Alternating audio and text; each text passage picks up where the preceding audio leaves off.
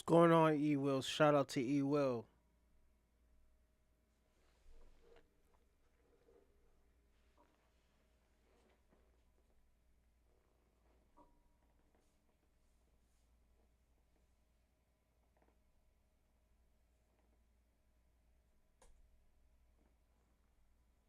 I'm about to start in a few seconds. Just give me a second. Give me a few minutes.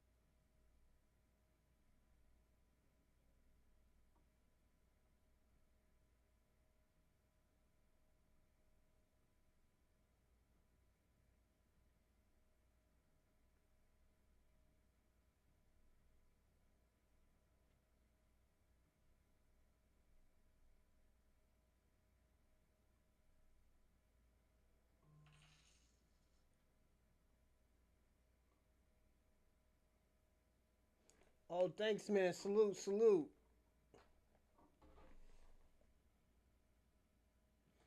Salute, E Will. Thanks, man. I appreciate it.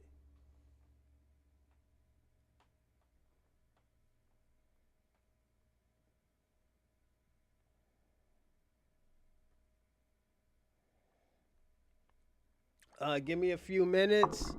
I'm going to start in like 3 minutes. I'm just getting everything started for y'all.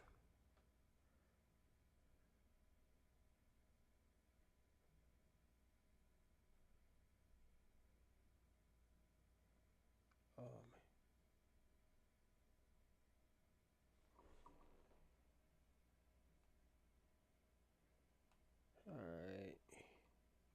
I think we're ready. All right, I got a great show for y'all today, so definitely I hope you appreciate this show. Um you know what? Let's start.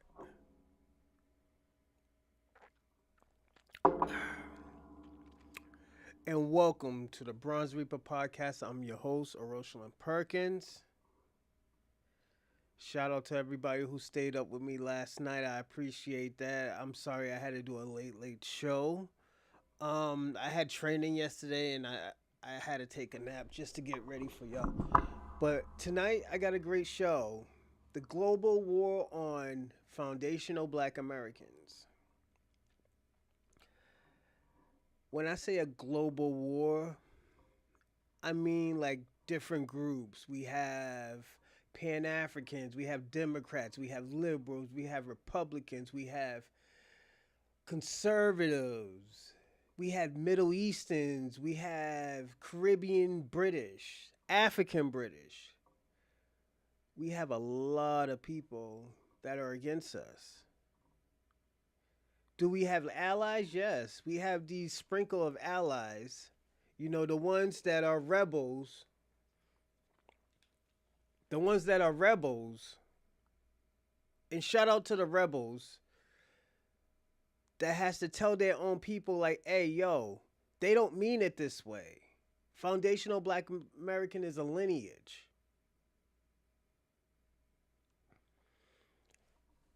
I'm gonna say this. I'm gonna start off like this. Don't ever think that you are doing something wrong, supporting and celebrate your lineage and your ancestors. When we say foundational Black Americans, this ain't just about us. This is about your brother and your sister, your mother, your father, the person that you don't like that he is, but he is an FBA. Like we're supporting these type of people, and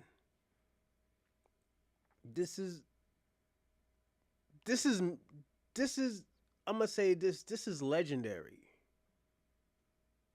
Like, yes, we have trolls, we have people who are against us saying, oh yeah, this is a hate group. I personally wanted to do this show because I really wanted to do this topic because I was watching this thing on Putin, and Putin was talking about how America is trying to erase Black history.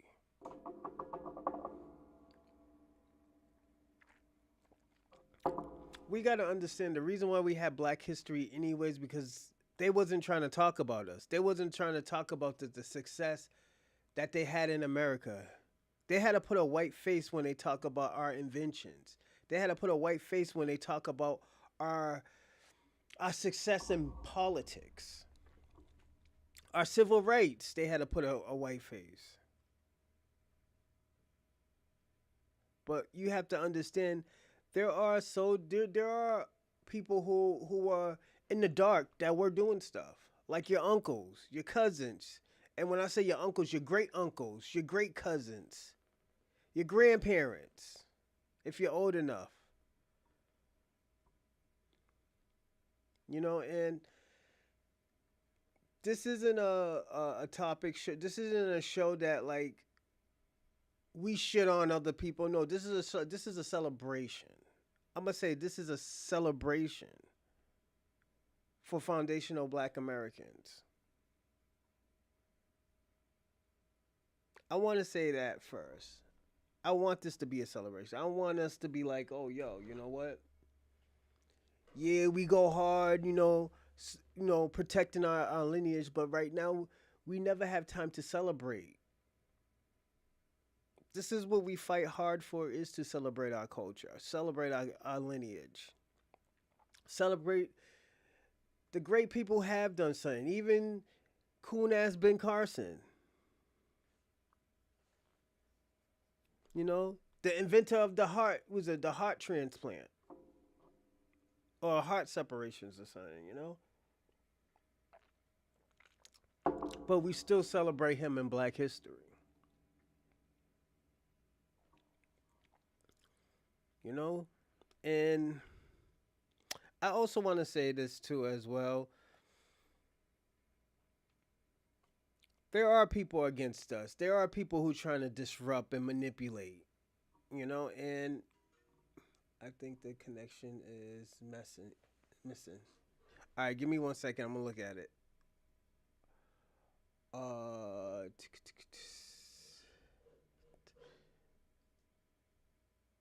the connection is kind of messing up. Let's see.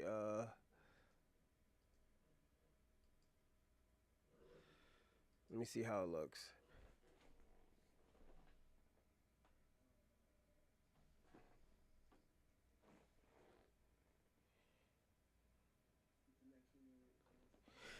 Is it the volume or is it the picture?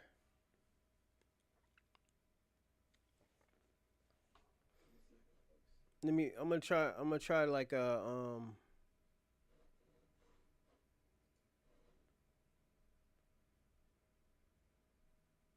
Let me see how it looks. Is it the volume or is it the picture?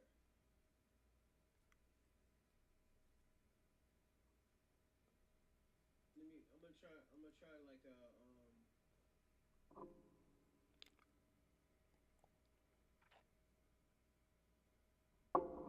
me see how it looks.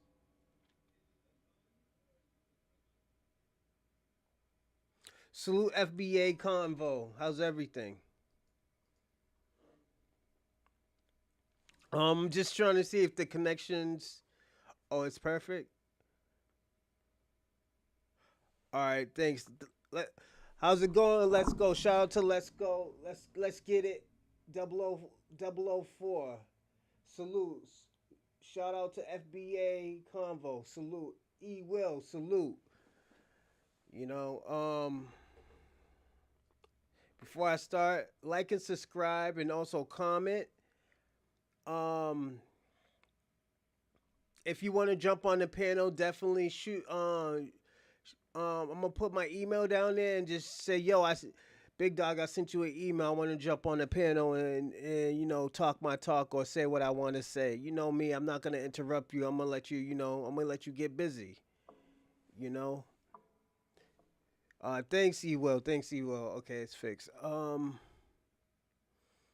yeah, definitely. I'm gonna jump on the panel if you want to donate to the channel. Definitely, that'll be good. It just goes into equipment personally. It just adds on for the money that I do have, and I just throw it into equipment and stuff, and see what I can like help y'all with this equipment stuff. And my short filming and stuff. So definitely, it does go to a good place. Don't think it never does.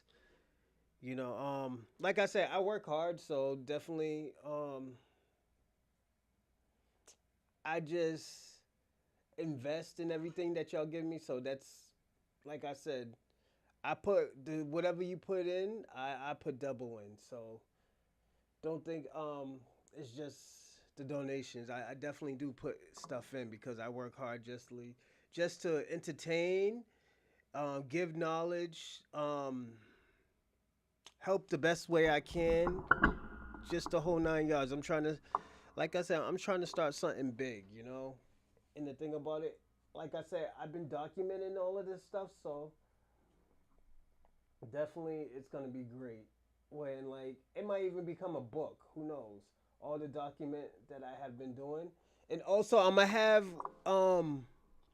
in one of my channels when my uncle make his first like big money, I'm gonna have him come on this show and like have him talk about his life and tell him how he made like I think like 1 million or like 500,000 or whatnot. I'm gonna have people who like, but it's gonna be on the Chocolate Man podcast because that one is more of a self empowerment, more like a just building yourself up, So definitely, I hope y'all enjoy that one too. I'm gonna do that one on Friday or probably even tomorrow. Ooh. I still gotta get my Camaro more brake pads, so that's the only thing about muscle cars. You got to change the brake pads. So yeah, definitely if you get busy in it, Um, I do want to say this. I like I said, I appreciate everybody who definitely comes on the shows. Shout out to the fams and stuff like that, and the people and stuff, and definitely help me get through this because I remember. I always tell people I always remember when I first started this. Sometimes there'll be like two people on there, and I'll be talking for like 2 hours.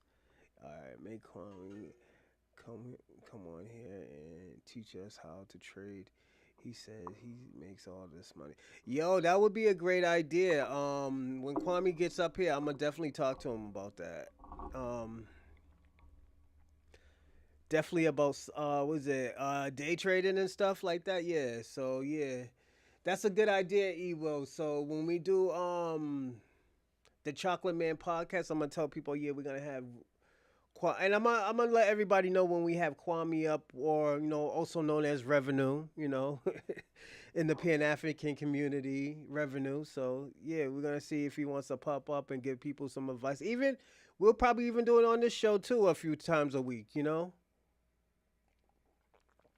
Give a few ideas. Have some ideas and telling us about day trading and investing in stocks and bonds. And even if y'all have questions, I gotta see, and I'm a person. I want to actually personally, I want to do a Zoom.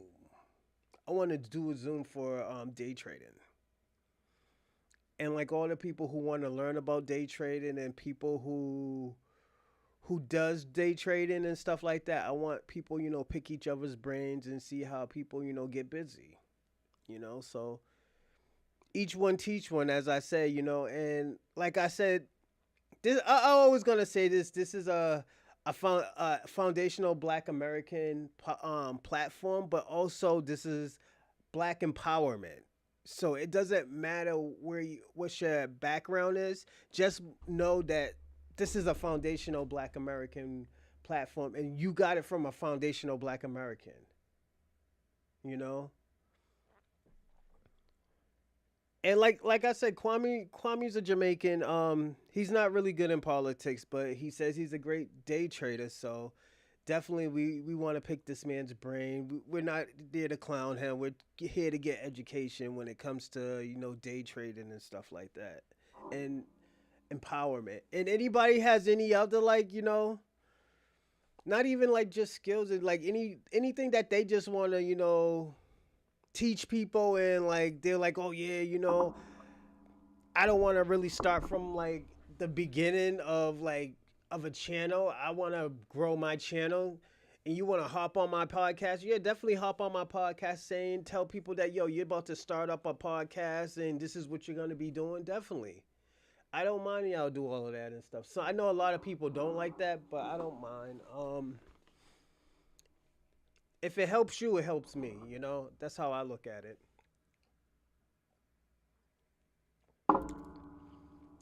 All jokes aside, and that's how it was a like I said, Ewa. I think that was a great idea. Seeing if Kwame wants to tell us or give us some advice on trading. You know, definitely I'm gonna have my uncle come up here. My uncle's busy. Like this dude got a this. He has a routine every day. He wakes up at a certain time. He makes breakfast. He might work out, and then after that, once that bell hit, ding, ding, ding, ding, money starts to fly.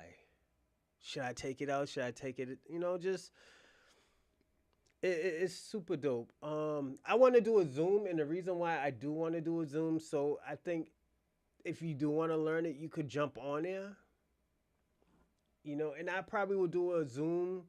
I'm thinking about doing a Zoom every once a month. And I think that'll be great for all of us.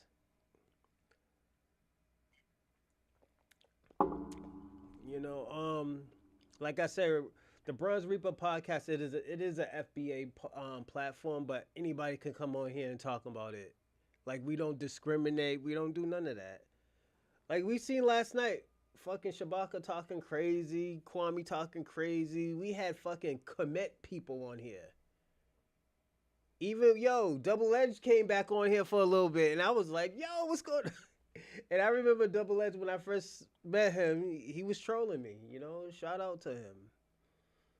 You know, him and this other lady. The other lady was an FBA too, but I like I said, the people who troll me, I still adore you because you come on my show and like you get involved. You know, I I don't know. I think the reason why I do appreciate a lot of things because I haven't lived in Boston. Like I go back and forth to Boston a lot, but I haven't like lived there, lived it. Like I haven't been a resident there in like probably like 8 9 years. Like I'm still a resident because I go there all the time, but it's just I just stopped going there, man. I started doing this podcast. I started doing wrestling. I started, I honestly had a bucket list like I was gonna die. I'll tell you the story how I got the way I am now. I had a warrant out. You know, out of all places, the reason why I had a warrant was from probably the most bullshit thing ever. for not going to jury duty for like 2 3 weeks and not calling anyone. Cause I usually for the like for 13 years I just called in and said I'm out of state. I can't go to jury duty right now. Can you reschedule? I did it for 13 years. Until I lived with my mother and she had the paper and never gave it to me. It sucks because you're going to jail because of your fucking mother. And I always tell people this is the reason why I have a bad relationship with my mother. My mother don't want to take accountability for the shit that she does to me. You know, I always have to say I apologize. You know, and it's not like I don't love my mother. It's just I have a very bad relationship with my mother.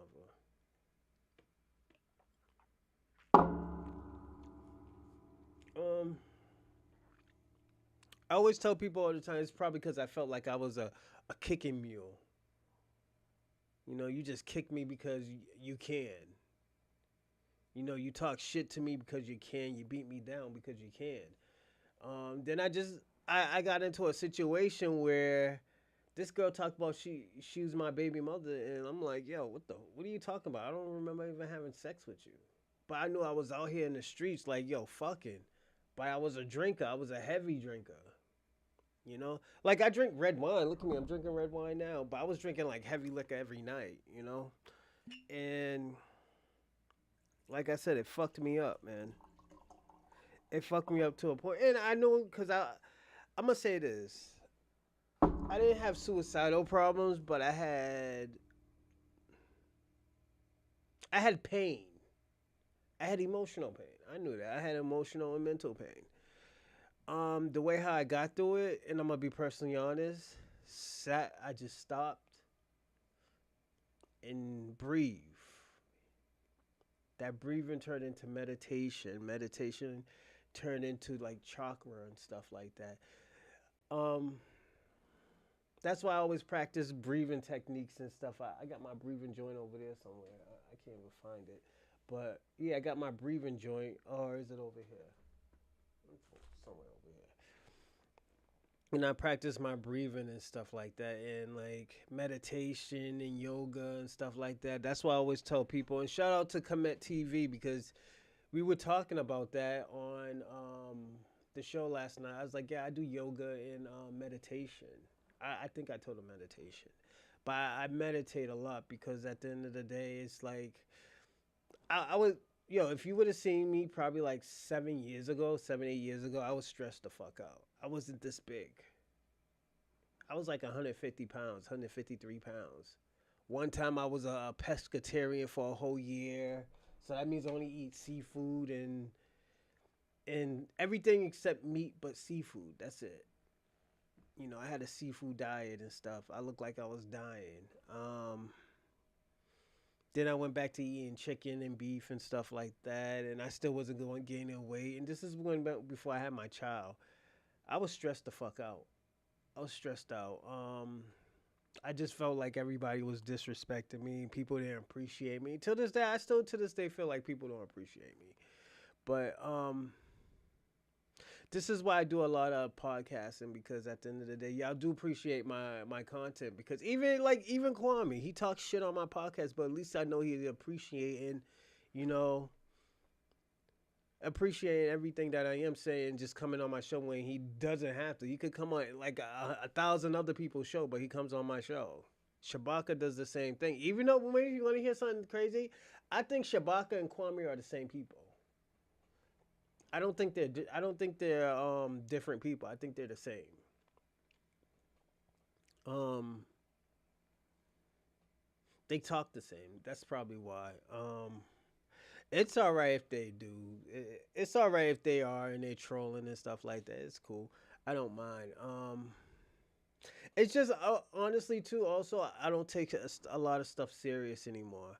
Like man, I've been shot at dozens of times. Thank God I've never been shot. I was like this close to getting shot. It just um. I think that's why people think I don't take life serious.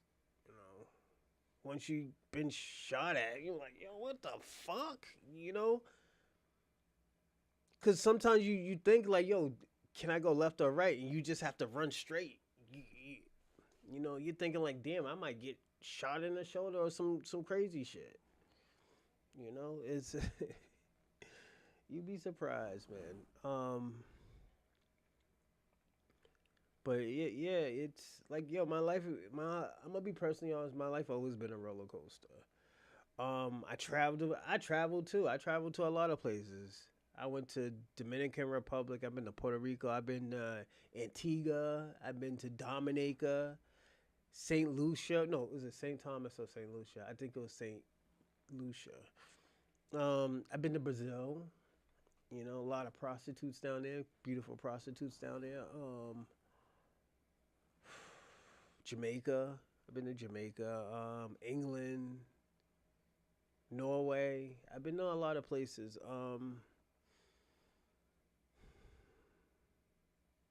Like I said, I enjoy stuff like that. You know, I think, and also I lived in New York for like what 18 months. But I lived in Soho. I lived in like Manhattan, so I had a friend that he was a model, and that's how I was getting deals and stuff. Man, I just went into what they call it, a casting. You know, I took modeling classes before, and I met like a lot of models and stuff, and managers. Like like I said, my life has been up and down. It's been actually great. You know, I had good times, I had bad times, but I appreciate the journey that I have. And you got to look at it. I'm 40 years old, so like I'm doing big things. I feel like I'm doing big things. I feel. Let me tell you something. When you have done so much in life, you forget how old you are. You know, like you forget how old you are. You forget that, like, yo, you shouldn't be doing this type of stuff, and you should just be relaxing. But you can't relax because your adrenaline is always kicking. You're so used to your adrenaline kicking. Like, yo, niggas be like, yo, I'm tired. I'm like, you tired? Like, yo, it's not even 10 o'clock. Niggas be like, yo, you're 40 years old. You need to chill out. Like, yo, really? Like, also, one thing I could say, I can kind of say, I kind of started getting sleep. I kind of started getting sleep probably like a year or two ago. I used to never sleep, so but I think we do need to sleep at times. Even like I sleep for like 30, 40 minutes. The most that I'd be sleeping for is like 3 hours, 3, 4 hours. Like I got up at like 8:30. Was it 7:30, 8:30? Yesterday, well today. Like we were. Y'all gotta understand. We were streaming until like 4 o'clock in the morning. Tariq Nasheed's show was almost over.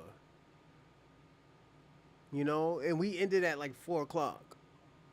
So y'all do be getting lit, man. Give me a second.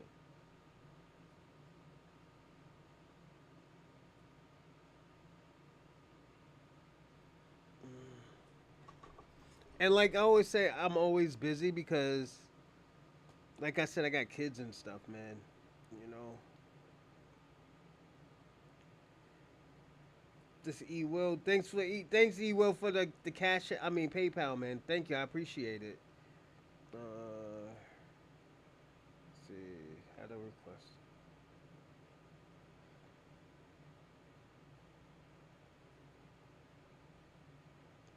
Give me 1 second.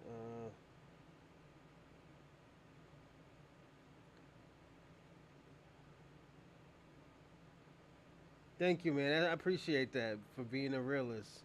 Salute, salute. I feel good for that, man. But yeah, man. I'm just glad. Honestly, personally, I'm glad that you like my content. Um, I'm just glad that I have a platform where you can talk too. Like if you ever wanted to say anything, and like also like I said, if any of y'all want to like jump on right now and talk and tell me how y'all feel about this global war on foundational Black Americans, definitely you can. You know, like I said, just like yo, do what y'all was doing before. Like yo, I want to jump on the panel. I wanna talk.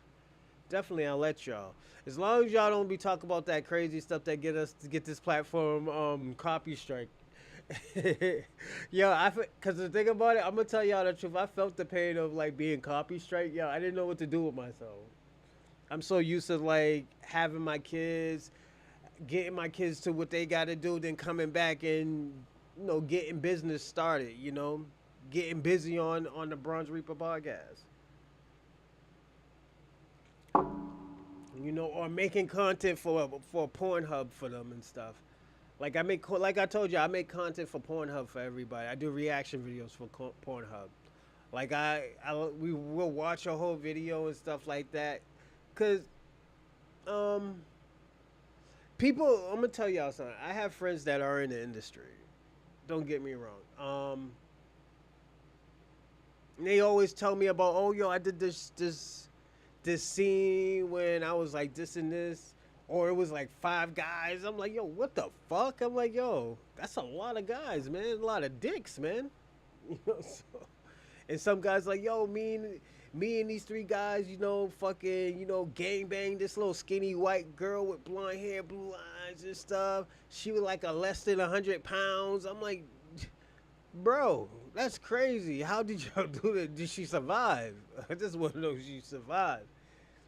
And they gave me a content. They gave me a great idea. What's his name? I forgot the guy's name. One of the guys was like, "Yo, you should do a reaction video for them." I was like, "Yo, I can't put that on YouTube, man." He said, "But you." He said, "What about Rumble?" I was like, "Nah, they'll copy strike me on Rumble for that." So I was like, "Yo, you know what? How about I do it for Pornhub?" And he was like, "Yo, that's a great idea." You know, like, cause I have seen girls like actually do reaction videos, but they're like playing with their meow meow. They just playing with it and stuff while watching it and say, "Oh my god, I like this and that." And I give my personal views on, like me. I give my personal views on this video. I give it stars, and I give it stars, and what else I do? Um, and I wear sunglasses and look fly. That's it. So I think it was a great idea from the entertainer, yeah. So I'm gonna end up trying to get a sponsor by them, or even Freak Mob. There's this not a movement, but this company called Freak Mob. Shout out to Freak Mob too. They do a lot of black porn, black Latino, not really interracial, but it's like all over the world porn where black people, so that's pretty dope. I do want to do I do want to do and do get sponsored by Private Society. That's another group that I do want to get. Yo, and the thing about it, I don't watch a lot of it. It's just I have to learn about it. It's just researching and stuff and seeing what they do and stuff like that. Private Society is more like old school people. That's like they're swingers. They're swingers. Like they'll be having a party and like a whole bunch of them will just be having sex, and you'll have another group where girls just just blowing mad dudes and stuff like that, and another group of like 4 or 5 girls just fucking everybody in a group and stuff, and it's not like a train. It's just like, yo, one dude's probably smashing her in the ass, and the other one's smashing her in her meow meow, and in her, and then in the mouth, and it's like, yo, it's crazy. It's I never seen, like, I have been to those type of parties before. I've been to model parties like that, and I have been to like maybe 2 or 3 swinger parties. And like I said, it's very interesting and stuff. Like there's swinger parties been happening since the probably the 30s, 1930s, 1920s. It didn't really come out into like the sex revolution era, you know. That's the document. That's the I'm gonna save up money to do that documentary. I want to call it Sex Revolution. It would be about different type of lifestyles, swinger lifestyles, the OnlyFan lifestyle, and the industry lifestyle. Those three lifestyles, and I just interviewed them and stuff, and walk around and actually look at their life, and how they market themselves, how they do business, and how they entertain. Some might be strippers and be into that type of lifestyle. So I think their life. I don't judge. I just think their lifestyle is very different. You know, it's like eating a snail from France or something. You know. So yeah, those like I said, those lives is different. It's not. I'm always tell people those aren't my cup of tea, but that's how people get busy. And I can't be like, oh well, that's weird, and I don't know how people do that. Nah, nigga, that's their lifestyle. Who am I to say like? Who am I to judge and say like, oh yo, that lifestyle's whack? You know. Um, I'm gonna say this too about this topic question. I think this is a part two to Donald Trump's trying to sanitize and rewrite Black history. I think that's I think this is a part two to this, but it like I said, this is a great topic for us. Hold on. It's a real great topic, I believe. Um,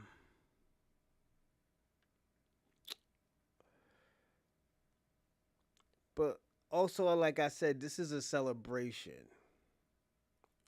you know. And if you want to come up here and say something good about foundational black Americans, or you want to give a pushback, definitely do it. Like I said, I don't mind. Everybody is not supposed to think the same. Everybody should think different. I get it. So I would never judge you for that. Me personally, I would never judge you for that. You know. But yeah, I'm gonna also say this. There are politicians, there are people from out of the Western Hemisphere that gets foundational Black Americans. So I don't think we should be like, oh yeah, everybody's against it. There is some politicians, and we will find out. There are some presidents, some prime ministers that cherish Black Americans. And all the hard work that we done. You know, or our ancestors have done. You know, me, I always looked at it as it is it is more than just me. It's more about my ancestors. It's more about my forefathers. It's more about my great Grammy. My great Grammy was died in when she was 101. She was 101. She lived in Augusta or St. Clair's. I always thought they were the same. No, I think it was Augusta. Um, I do want to say, yeah, like she died in when she was 101, but at the end of the day, she has seen everything. She was telling me about stuff, and like before she died, I spoke to her, and like she always told me to do like as much as I can in life. Try to do as much as I can in life. Try to do as try to achieve as much as I can, because the world is different. She told me this when I was like 7 or 8. No, I was like 9 or 10 probably. No, even 13 probably. You know, um, and like I always tell people all the time, I always appreciate my great grandparents, and I think this is why I wanted to be on a reparation task force because I know my great grandparents didn't see reparations, but if I could see it and fight for them because they're not here, I think I would think that would be that would tell them that like I appreciate everything they have been through. Everything that they have been through, it hasn't been in vain, you know. So, and this is why I always fight. This is always the reason why I started, you know, I started actually talking about foundational Black Americans. Oh, cups clean. You know, because I have seen injustice. You know, I have seen injustice, especially in Boston. Cops don't like you, fucking feeling on your nuts, man. He make you feel like you're getting violated, man. Just grabbing your nuts and shit and just taking a good handful and just shaking it. Like, yo, what the fuck? Trying to see if drugs will fall out and stuff like that. You know how embarrassing that is? I was like, and then, I'm gonna be personally honest, this is why I stopped hanging around them type of niggas that just be posting up. Like, nigga, do you want to get violated by the cops? You know, and like these niggas was always carrying around illegal guns. So you know what I did? I went to go get a legal gun. Did the classes and stuff like that. It's like, nigga, I'm not carrying around no illegal gun, nigga. Why would I do that and I could get a legal gun? You know? Shout out to Randall. What's going on, Randall? Salute, salute. You know, hold on. Why am I could still tell the truth? Yeah, it's just I feel like this as a 40-year-old guy, because it's kind of it feels kind of weird saying that I am 40 because I don't feel 40. I feel like I'm like 27, 28. You know, and I think this is why I do so much. You know, like yeah, sometimes I do feel it because I burn myself out, but um, I don't mind it. You know, like I'm worried about. I take care of two kids. One kid is autistic. My other daughter, you know, she doing her girl thing. I got to pick them up every day. I got to think of content. It's just it's so much. Then after that, I read. Then after the reading, then I like wrestling, practicing wrestling. I got to start going back. I got to get my car fixed. Once I get my car fixed this week, I get to go back to wrestling. Um, there's just like so much stuff, you know. Like even right now I'm tired, but I'm not like sleepy tired. I'm like mentally tired, you know. This is why sometimes I be like, yo, I be feeling unappreciated, you know. All jokes aside, sometimes I feel like I'm unappreciated, but like I get it. You know, when you get into the same shit all the time and stuff like that, you understand and stuff like that. You know, personally, if I didn't do anything, I'll probably sleep all day. I will probably sleep all day and don't do nothing. And I know, and I'm saying to myself, I don't want to waste my life like that. This is why I don't sleep like that. Once I get out of work, I'll probably sleep for like 30, 45 minutes. Bring my kid to ABA. Then after that, come here, do the podcast, go pick up my son, go pick up my daughter, feed them, work out. Is work out is try to make them take a nap if they don't want to take a nap. Um, or if it's a Monday, I'll do that. Then get ready for work at like 6 o'clock. Take a nap after the podcast. Take a nap for like 2 hours. Get up, probably clean up a little bit. Wash some clothes. Like I'm washing clothes right now. I got a pile of clothes right there and there. Um, this is why I said like, yo, I want to document all this stuff. I want to show my kids that all the stuff I have done, all the things I have talked about, reason why I talked about this stuff. Like, what is the reason why I talk about this stuff? You know what? How do I feel after, before the show, and after the show? You know, what was the views? What was the views after I finished the show? What was the views 2, 3 days later? You know, am I satisfied of the shows? It's just, this is why I always try to tell y'all. I try to make myself better. So when y'all give me advice and ideas and stuff, I do take that in advice. I'm like, okay, yo, you know what? Maybe we should try that. Let me see how it works out. Let me research it and stuff like that. Like I always wanted to use the phones more than like just, you know, do the video thing. And the reason why, first to hold your identity, you know, you know how people are in this media world. They're very ruthless, and you know, I don't know. That's just how certain people are. Give me a second. Somebody text me.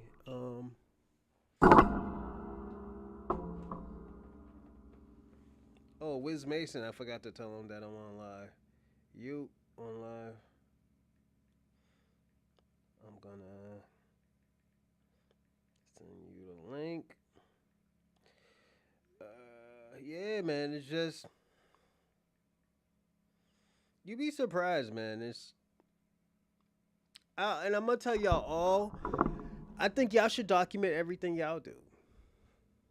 In hold on, mashing five head. Stop listening to these out of state podcasters like Swaka. Oh shit.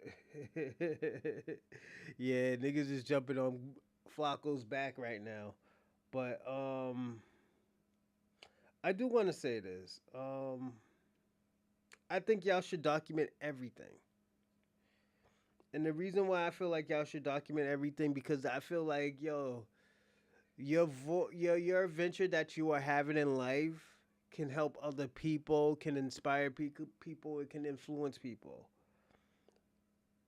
Like even a fucking person who's a recovering crackhead, they should be documenting all the shit that they do, because at the end of the day, the shit that they do can save somebody's life, you know.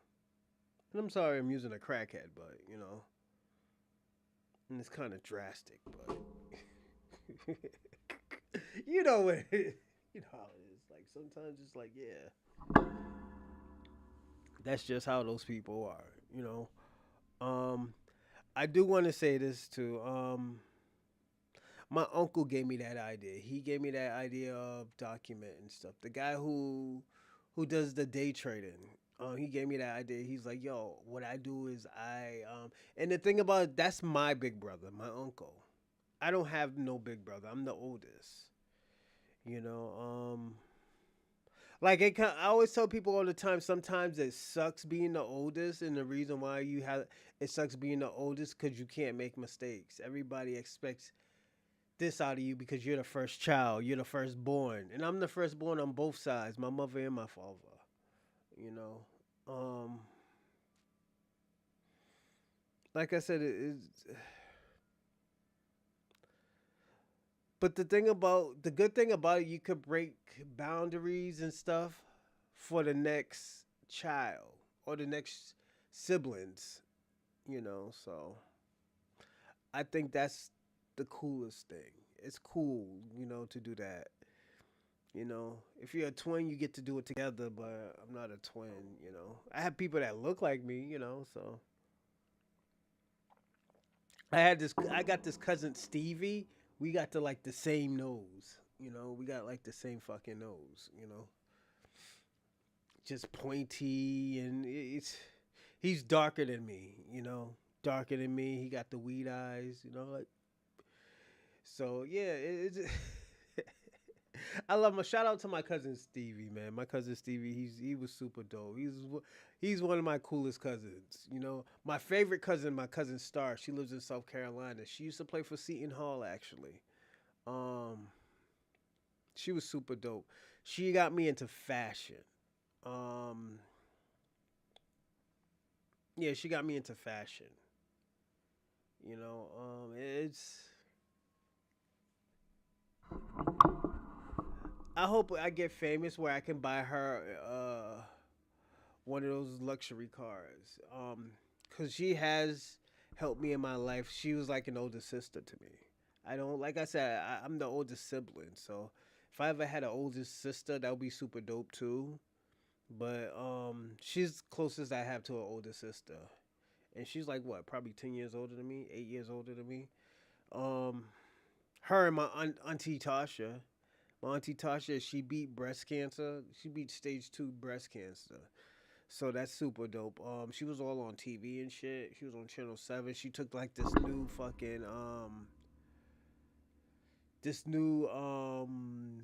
medicine and it actually worked. So she was on there and stuff like that. Yo, she's super lit. Um, yeah. I would say that she's probably one of those type of people that actually helped me build character when I was younger because I was a very shy kid. You know, I was a very shy kid.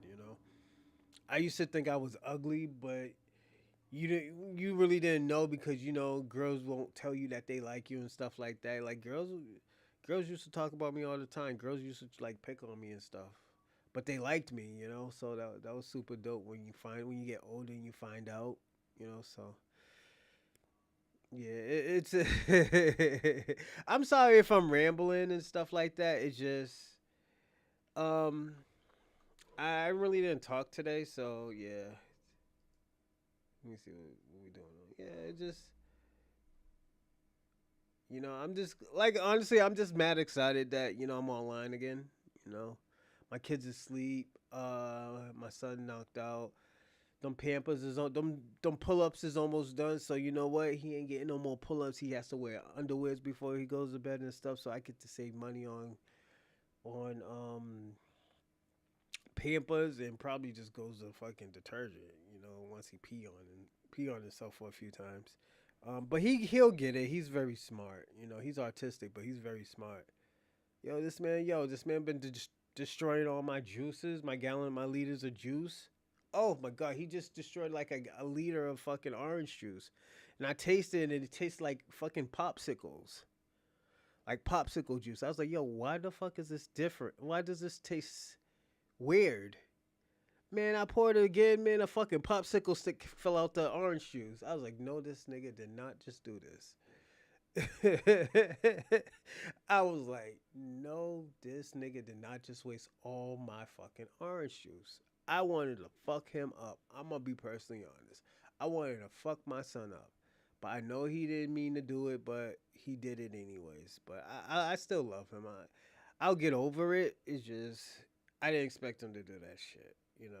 He I was gonna be mad, but I wasn't mad. But he drank all my naked green machine juice.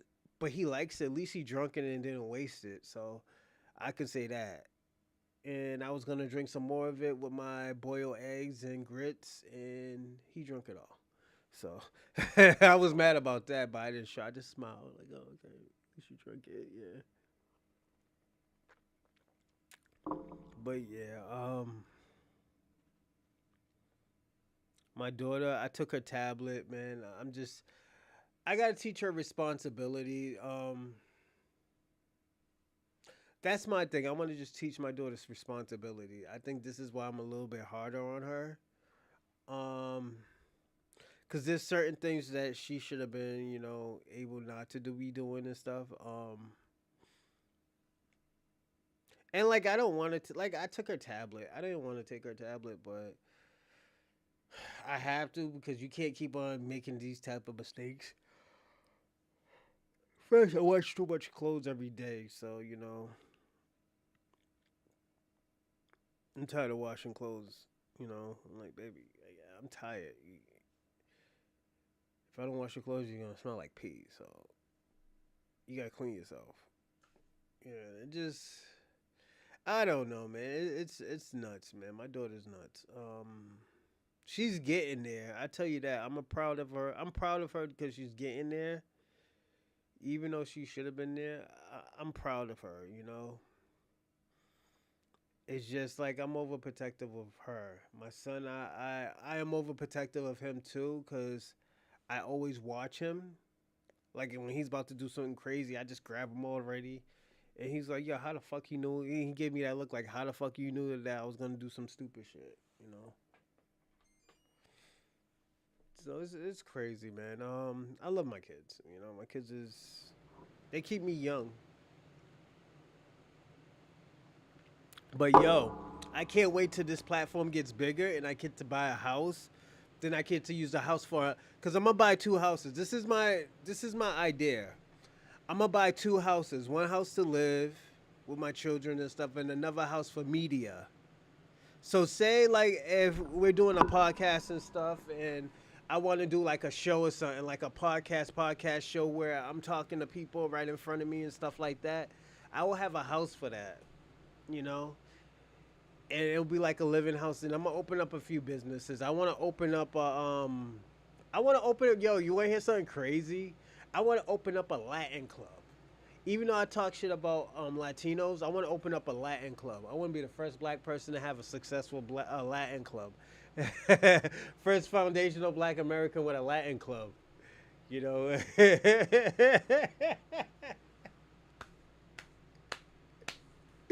Yo, that shit will be super dope. Yo, niggas was like, yo, this nigga barely speaks English, and he got a fucking Latin club. Yo, my shit will be super fucking dope, you know.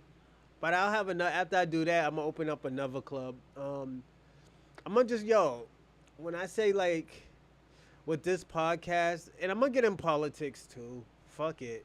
I'm in politics right now, man. Look at, I'm an activist. I get busy out here. You know, and like one thing about these politicians, and they have to respect me in Boston, is because I'm not gonna lie to them. I didn't lie to Michelle Wu when I said like, "Yo, you're protecting your own people. You have an agenda to attacking just Chinese people in Chinatown." It's true. Ayanna Presley, you're only pleasing the fucking Democrats and liberals.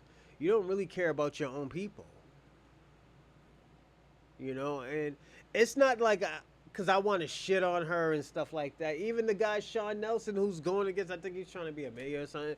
Like I know he's gonna lose, but I be telling Sean like, "Yo, Sean, if you really want to make noise out here and disrupt," I told him, "Give me a second, everyone." I told him, I was like, "Yo, homie, you gotta hit the things that Michelle Wu isn't hitting. You gotta hit, and you can't just be in Quincy and shit trying to hit trying to get busy out here. You have to be actually in Boston. You have to be in all these projects in these hoods. You gotta be saying things that they're not saying. You really gotta be in this community. Even if you lose, you could make a splash. Like people don't understand. Because you lose doesn't mean you lose the war, man. It just you just lost that battle at the time. The war you didn't lose because you did what you were supposed to do. You know, like let me give you an example. When Donald Trump lost against Joe Biden, he didn't lose the war. He just lost the battle. The reason why Joe Biden lost the war because he was probably one of the worst fucking presidents. They looked at him as one of the worst presidents of all time. And they had to go back to Donald Trump because they had no one else fighting for the Republican Party.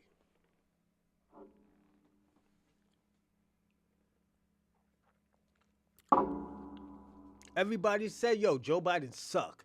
Joe Biden spent too much money on people who's not even from America. I'm just being personally honest.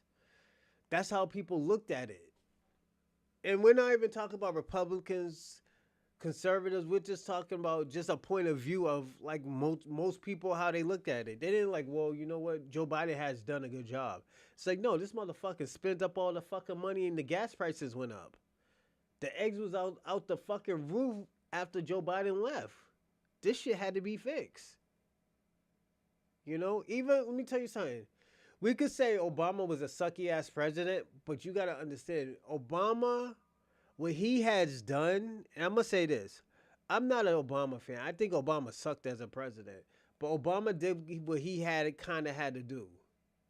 He had to raise taxes because at the end of the day, we didn't have no money because of George Bush. Little Bush. You know, little George Bush fucked it up when he went to war with Afghanistan.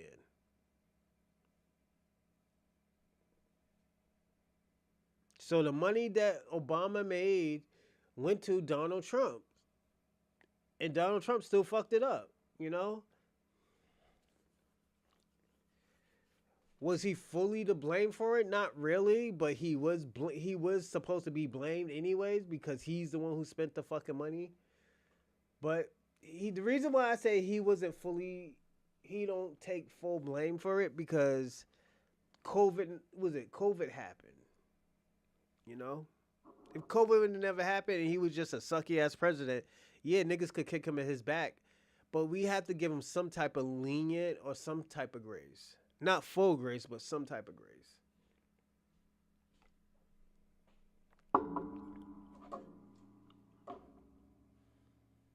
You know, and this is how you look at things. Mitt Romney, he was a Republican. He was probably one of the worst fucking governors of all time in Massachusetts. He fucked Massachusetts up where niggas had to fix it. Thank God he went to California and fucked up California too.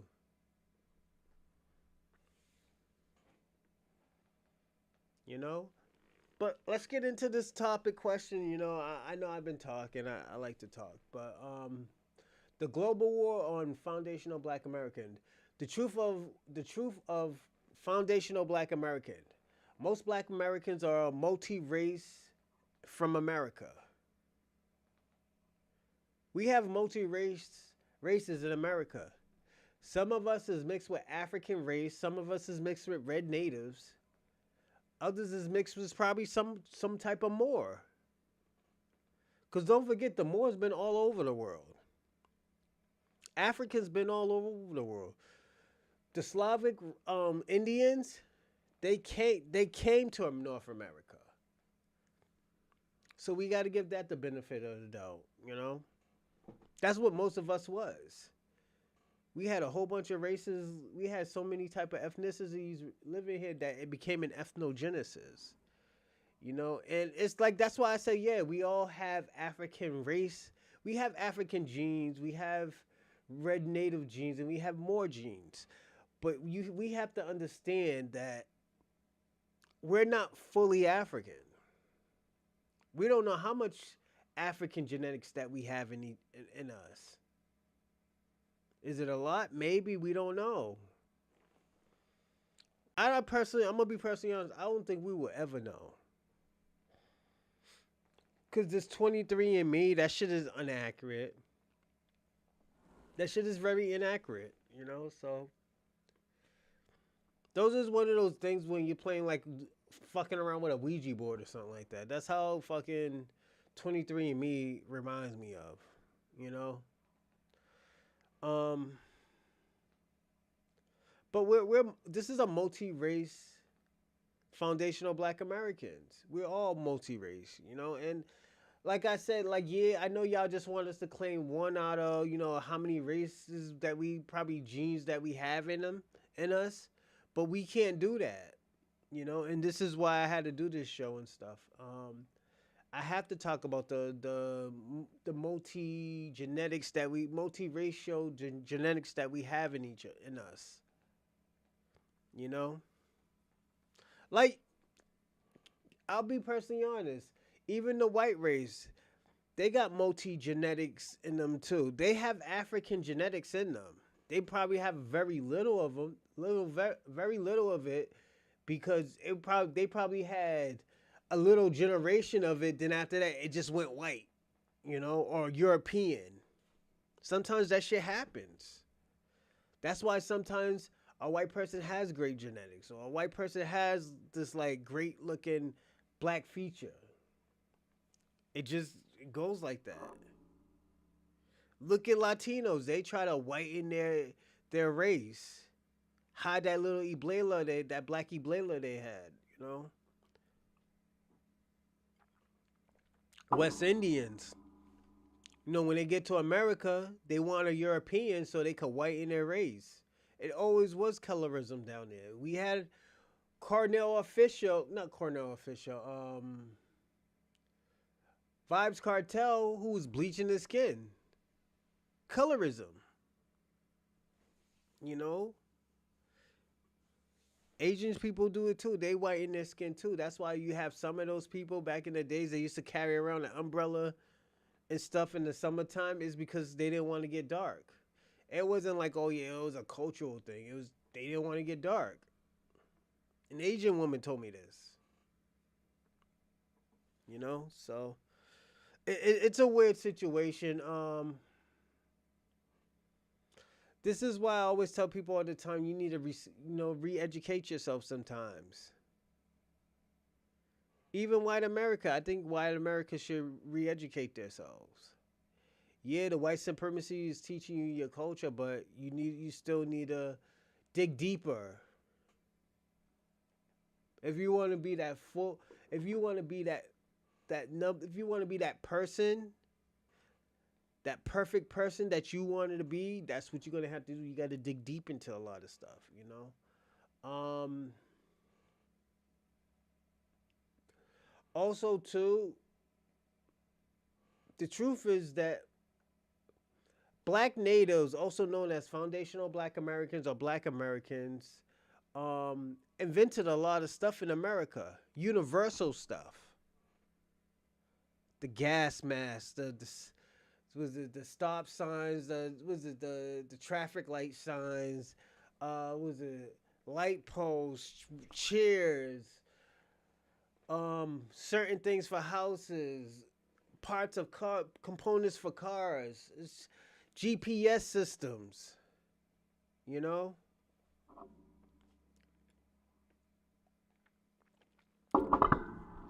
these are a lot of things that these people want to hide and stuff. Like we have this type of culture, you know. And when I say we have this type of culture, just inventing stuff and creating things, it wasn't because oh yo, we're very smart. It's just because it made our lives easier. You know, person made an alarm system because people was tired of fucking people stealing from them. So this black lady made a fucking alarm system. You know, white woman made a hot comb because black woman made the hot comb because they trying to get jobs out here, and the white supremacists saying you can't go out here with your normal hair. It wasn't that we were trying to be white. We were trying to get a job and survive. This is where the hot comb came in. You know, I use the hot comb sometimes when I had a whole bunch of hair, so it would just be easy for me just to put it in a ponytail.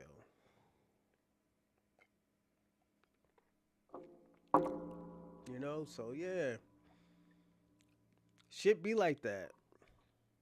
Let's see. Yeah, we had a lot of inventions, and like the question is, why these white supremacists create these systems for us? You got to understand these truths that I'm telling you about. These white supremacists created these systems from us, from this for a reason. You got to understand, like, yo, we can look at education. When you go to an inner city, they get all the old books and stuff. They got all the old equipment, the equipment that these suburban kids don't want. Then you get these look at the suburban schools, they got the best equipment ever. Like you give somebody some old ass books and stuff and you think they're gonna be the greatest.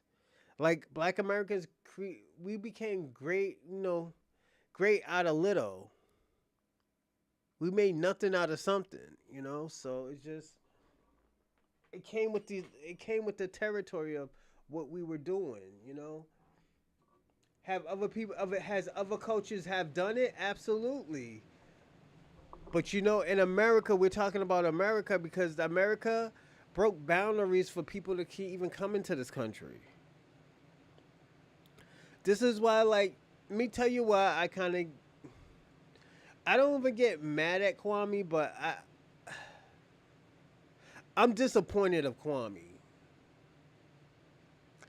When I heard what he did to Tariq Nasheed when he was making fun of black Americans because they fought for his parents to come to this country, and he gave this like antagonizing, condescending, um,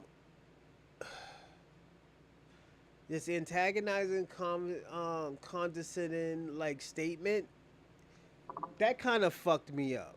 And the reason why it kind of fucked me up, it's not because Kwame's a piece of shit. It's just because, like, yo, if somebody does something for you and you're succeeding over here, you should be thanking that person.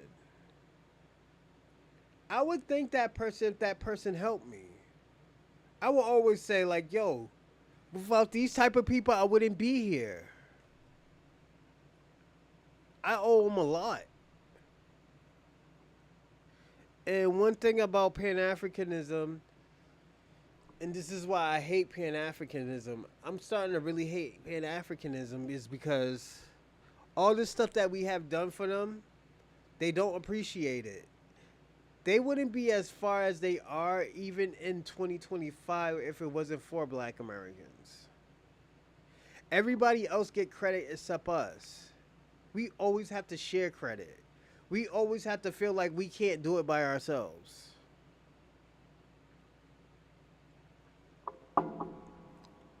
This is why I was telling y'all yesterday. This renaissance didn't start because of us. It started because of these Pan Africans. It was because of these immigrants that were coming over here. It was because of the liberals and the Democrats. They never appreciate black Americans. All they did was jump on the side of the white supremacists and say, like, yo, look what black people are doing. They are degenerates. They're savages. They're killers. They're drug dealers. They're single parents.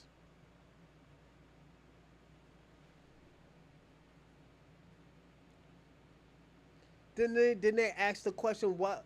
Oh, why they don't want to be on our side? We're brothers. How the fuck are we brothers and you're talking crazy about me? You talking to me like I'm a piece of shit. That's why I showed that video of Elder Sonetta. Because all this shit he was talking about black Americans when they say, oh yeah, we're native and stuff. Oh, y'all niggas want to be Indians. And he finds out he's a fucking native.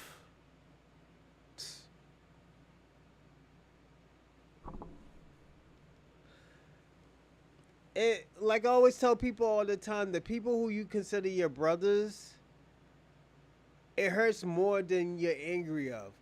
With Africans and Caribbeans, I'm more hurt, and the reason why I'm more hurt because at the end of the day, I feel like my family was left astray. That's why I always tell people all the time. I wish my family would have never helped.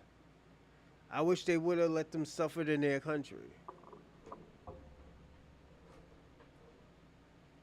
And like, don't get me wrong, I wouldn't meet half the beautiful women I have met over the years, including my baby mother. But at the end of the day, sometimes you have to you have to take that loss because you gotta be tired of people disrespecting you. You gotta get tired of people thinking that they can say any and everything for you.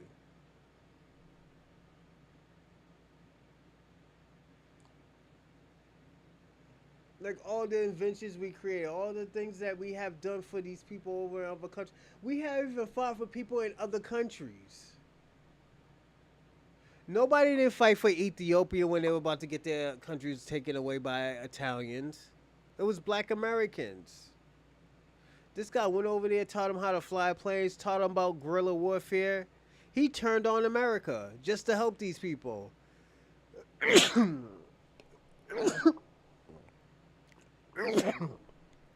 Excuse me.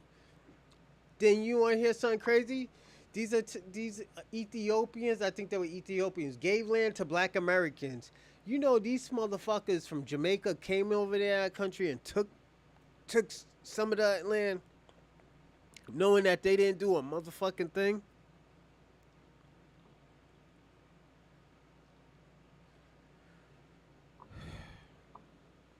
That's why I said this unity shit it's a funny situation. It's very funny.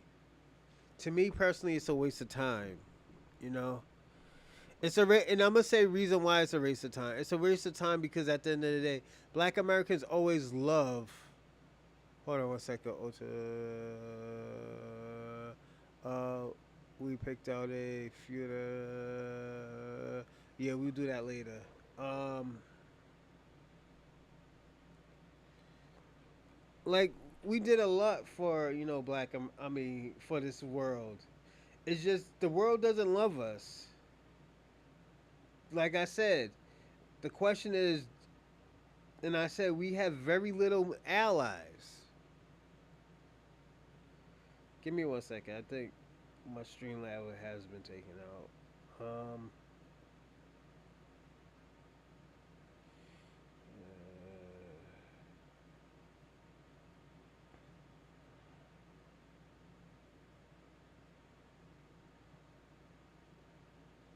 Yeah, it just like I said, man.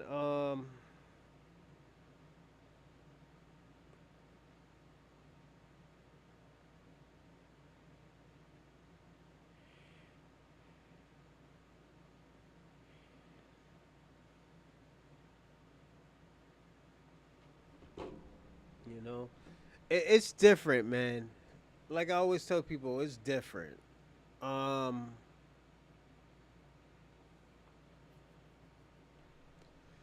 these are the things that we have to look out for, man. Like you gotta look at the progress that we have had. Um, Successful in politics, entertainment, media, civil rights, and this is just a little bit. Inventions, lectures, building communities. It's just finance. It's just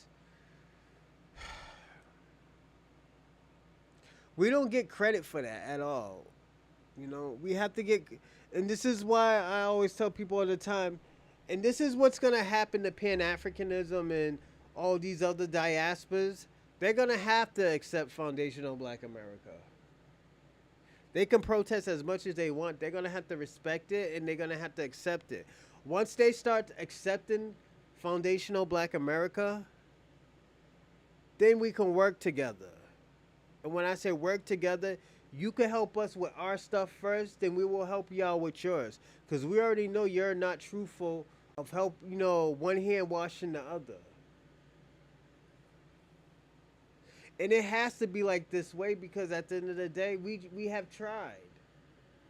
Black Americans has tried, or foundational Americans has tried, There's a reason why you hate Black America, and I'm gonna tell you why. Because we created a new identity, self-empowerment, foundational Black American unity, and I'm gonna say this, and the most important one is following the fucking blueprint. You don't think Africans are following Black Americans' blueprint? They follow our civil rights blueprint. They follow our music blueprint. They follow our uh, political blueprint. I'm gonna give y'all the most best one, the civil rights blueprint. The civil rights blueprint. And I'm not shitting on y'all because y'all following it. You're supposed to follow it because it works. But the thing about it, you have to execute it to the 100%. You have to bring your people together. What's wrong with Africa right now? Y'all could do it by yourself, but y'all so disconnected with each other. Y'all are very disconnected with each other. I personally think y'all can do it by yourself because y'all like 2, 3 billion deep. And I'm only talking about in Africa.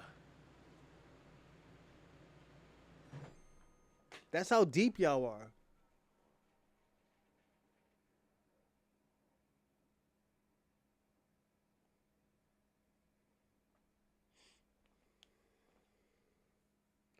And the thing about it, there's no reason to be scared of us. There's no reason to hate us.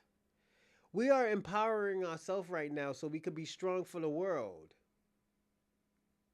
This is what y'all not understand. Foundational Black Americans is empowering themselves so they could be stronger for the world. It's not that we think we're the big brother. It's because you know what? It's the right thing to do. But if the thing about it, this is what you have to understand. As much as you keep on disrupting this lineage, this culture, this renaissance, the longer they're gonna, the faster they're gonna take your country. The faster they're gonna take all your resources. The the longest your country's gonna be fucking poor and it's gonna be a third world country. You have. Let me tell y'all something. Y'all have the best. Y'all had the best ally ever, and that was foundational Black Americans. But y'all fucked it up with y'all own ego, and I have to say that. Hey, I'm gonna say this. You know why I respect Putin so much, Vladimir Putin so much, because he tells the truth, but he tells the truth out of despite for the Western Hemisphere, but he does it. I can't say that he wouldn't do it 20, 30 years ago, but he's doing it now, and this is all I know that he does. This nigga showed, and I'm gonna tell y'all how fly this nigga is.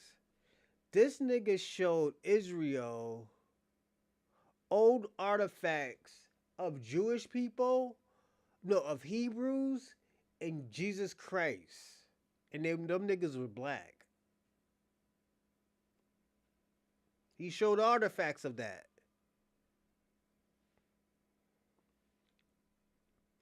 And I know a lot of people don't like Vladimir Putin because he's bombing Ukraine. And shout out to Usyk. Usyk is one of my favorite fighters to watch. I'm gonna be personally honest. I love Usyk and I love the Klitschko brothers. But at the end of the day, this isn't about, right? I mean, war with Ukraine and Russia. This is about truth. You know, Vladimir showed the truth to the Western Hemisphere. Do I believe the war that's going on in Ukraine and Russia is bad? Yes, because I think that could have been solved. All that I think they could do, I think they need to talk to each other, and at the end of the day, have a mediator, two mediators.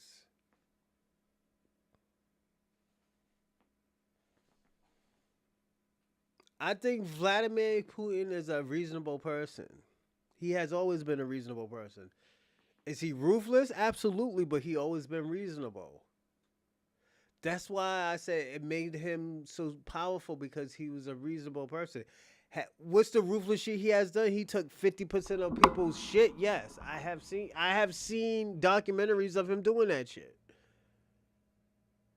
But he was a reasonable person, you know.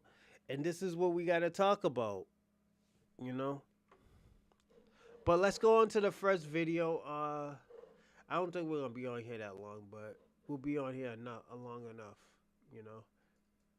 Let me fix the display camera. All right, there we go.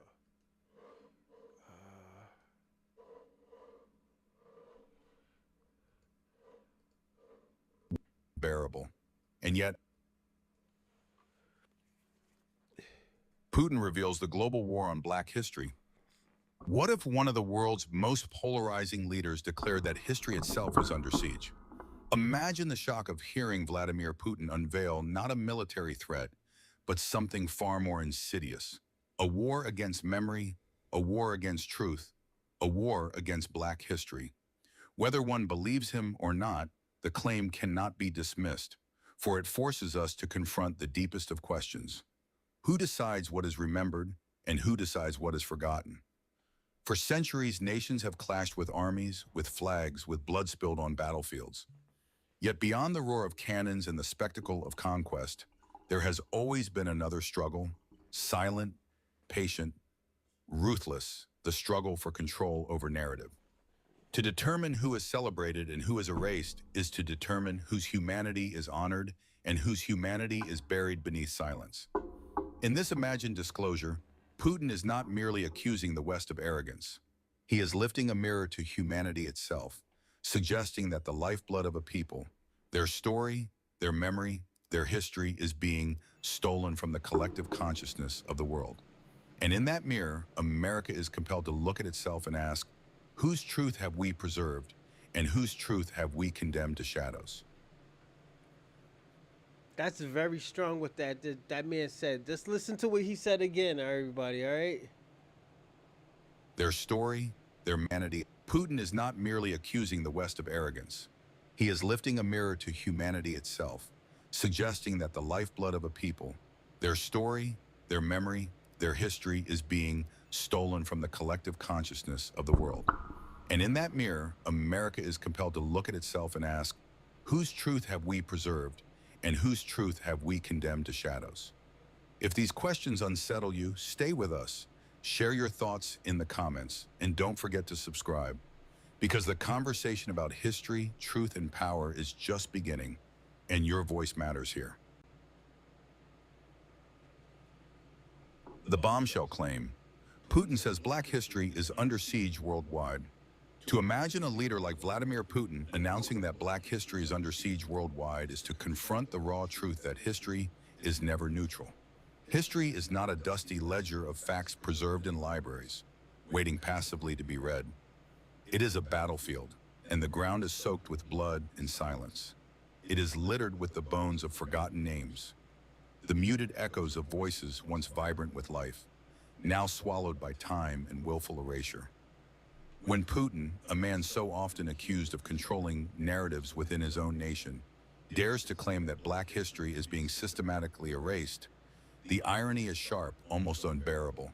And Y'all gotta understand when this man says this,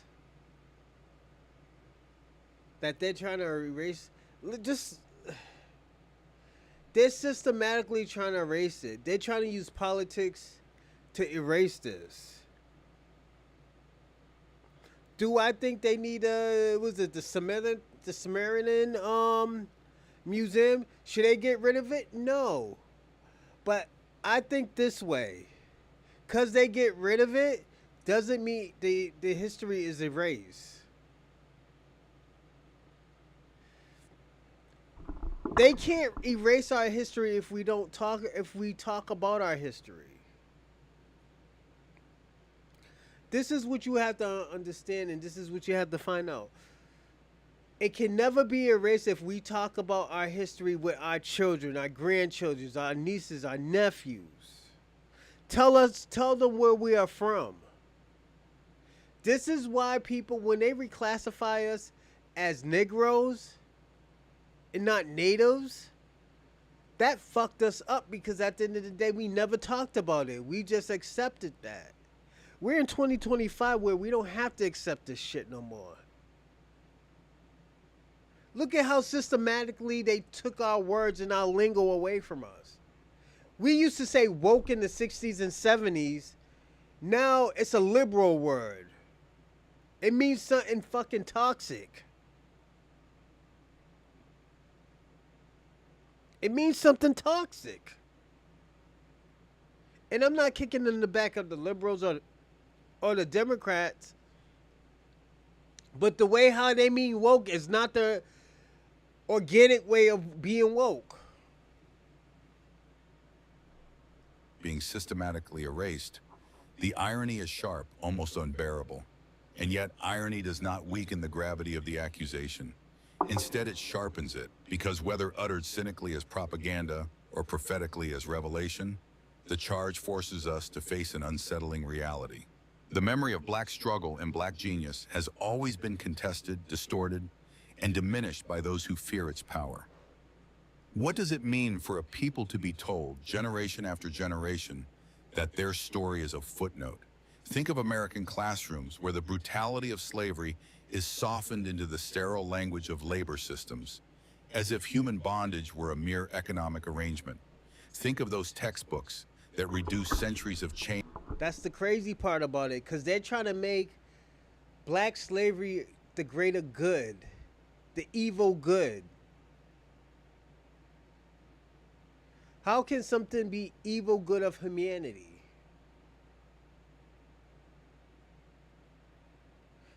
This is why when you look at these Nick Fuentes, these Myron gangs, all these type of raggedy fucking musty fucking tethers, we have an issue with them. They're talking over their pay grade.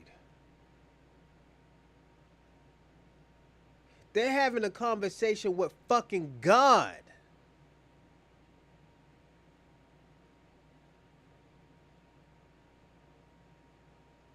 They don't know what they're talking about. They don't know the experience of what's going on. This fucking Nick Fuentes is a fucking Mexican. He's a white Mexican. He's a white Mexican. He probably cosplay of being white. But you know who accepts him? White America. Because he does their evil for them. They don't have to be evil no more. They got the immigrants being evil towards black America.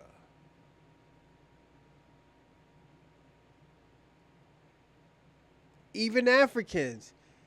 They're doing the evil work of the white supremacists half the time. And not even knowing. I had to even tell a co-worker, yo, you're saying white supremacist talking points.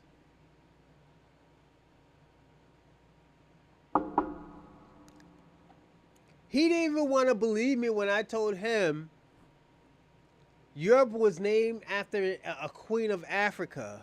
I mean, an African queen. Queen Europea. He didn't even want to believe that she was African. This is how much disdain that a lot of Africans have for them, for each other. Like, we have to be honest about this. And like, this is why I always tell people all the time, it's not that I don't like Africans. It's just Africans don't like themselves.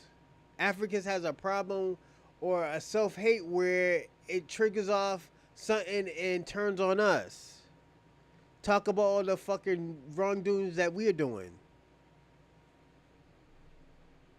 Means whips and auctions to a passing sentence, erasing the cries of families torn apart, the dignity stripped, the lives consumed by endless toil. Think of monuments erected to generals who fought not for liberty, but for the preservation of bondage towering figures in stone and bronze, while the names of black philosophers, inventors, scientists, and revolutionaries are cast aside, absent from the national memory. Even Hollywood, with its billion-dollar machinery of images and dreams, too often gives us tales of progress divorced from the unbroken chain of injustice that stretches from the cotton fields to convict leasing, from Jim Crow to mass incarceration. A society that celebrates its victories while bearing the price paid by the oppressed is not a society at peace with itself. It is a society in denial. And this denial is not uniquely American. Europe, with its cathedrals built on the wealth of colonial plunder, rarely teaches its citizens that their golden age was stained with blood.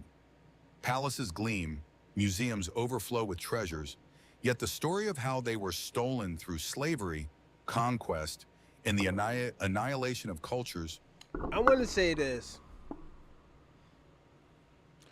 Abraham, I hope you are listening. I know you're a president or prime minister of your country, but I hope the relationship that you have with Putin, this shit works for you, works for your country.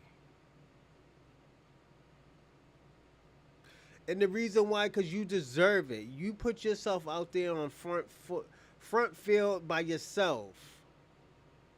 Yeah, these niggas might chat about you and this and that, but these niggas will forget about you, Abraham. I am begging that you have a backup plan. And the reason why I want you to have a backup plan, because I don't want you to be. Africa does not have a good relationship of sticking together. They never had a good relationship. Only time they ever had a good relationship with each other is when black Americans were involved. Foundational black Americans were involved.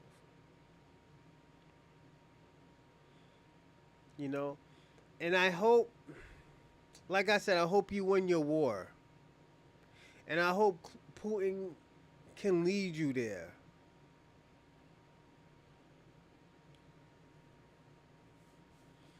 And like all the time, like I said, black Americans, foundational black Americans, we support Abraham, but we already know that his people are not going to stick together with him. His people's going to turn on him. These Pan Africans is talking about moving back to Africa, not knowing the fucking. Oh God. I don't want to shit on them, but not knowing the destruction that they have took, their land has took. These niggas is talking about moving to Africa, and they gotta move right the fuck back. Africans gotta understand too that these Pan Africans who are moving to Africa, their backup plan is to move back to America. If shit just gets too tough, all they gotta go to is the U.S. Embassy, and they're gonna leave y'all niggas. Y'all do that shit in America, so you don't think them niggas is gonna do that?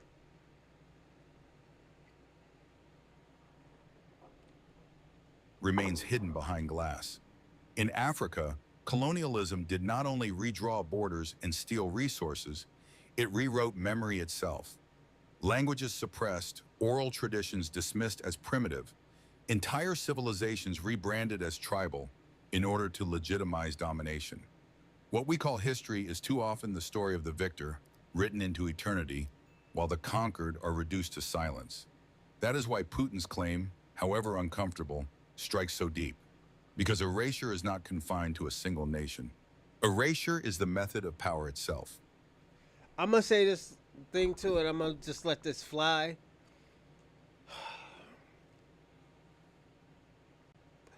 Why does it have to be Putin that has to tell you what the fuck is happening? It should have never been like this. This is why I always tell Africans all the time, yo, black Americans would have always sticked with you. We would have sticked with the Democrats if they would have gave us something. We would have fucked with Africans if they just showed us a little bit more respect. They can't even show us respect. And they think, and the thing about it, they get so comfortable of disrespecting us. To say that black history is under siege is to say that truth itself is fragile, constantly under assault by those who fear its implications. Truth is dangerous when it liberates, when it unsettles, when it forces a nation to confront its sins. And so truth is rewritten, repackaged, or buried under the weight of distraction. This is why James Baldwin's words still ring with prophetic fire.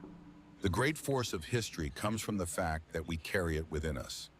When Baldwin spoke of the blindness of societies, he was naming the very sickness that allows oppression to flourish, an intentional blindness, a refusal to see. To confront black history in its fullness would mean confronting not only the crimes of slavery and segregation, but the systems of wealth and privilege that still profit from that legacy. To confront it would mean dismantling the myths of innocence that nations tell themselves. And innocence once lost can never be regained. Yet Putin's claim, whether sincere or cynical, shifts the frame of the conversation. It forces America and the West to hear their own silence echo back at them. What does it mean that a foreign leader, whose own house is riddled with censorship and propaganda, can still hold up a mirror to the West's selective memory? The answer is uncomfortable. It means that the erasure of Black history has been so consistent, so normalized, that even the accusation of it can be weaponized in global discourse. It means that the wound is visible not just to those who suffer its consequences, but to those who exploit it from afar. And in that visibility lies both a danger and an opportunity. The danger of cynicism, but the opportunity of awakening. For history, once lost, is nearly impossible to recover. A story untold becomes a life unlived, a dream unimagined. And when an entire people's story is erased, it is not only the oppressed who suffer, it is humanity itself that is diminished. Imagine a world without the songs born in fields of pain, without the wisdom passed down through generations of survival, without the fire of resistance that refused to die. Imagine a world that forgets Frederick Douglass's thunderous voice, Harriet Tubman's unyielding courage, Langston Hughes's poetry, Nina Simone's rage, Malcolm X's fire, Martin Luther King Jr.'s dream. To erase Black history is to erase the very soul of freedom itself. For no people have embodied the paradox of American liberty, its promise, and its betrayal more than Black Americans. Their story is not marginal. It is the very heart of the nation's struggle to define itself. And yet, the erasure continues because power depends on it.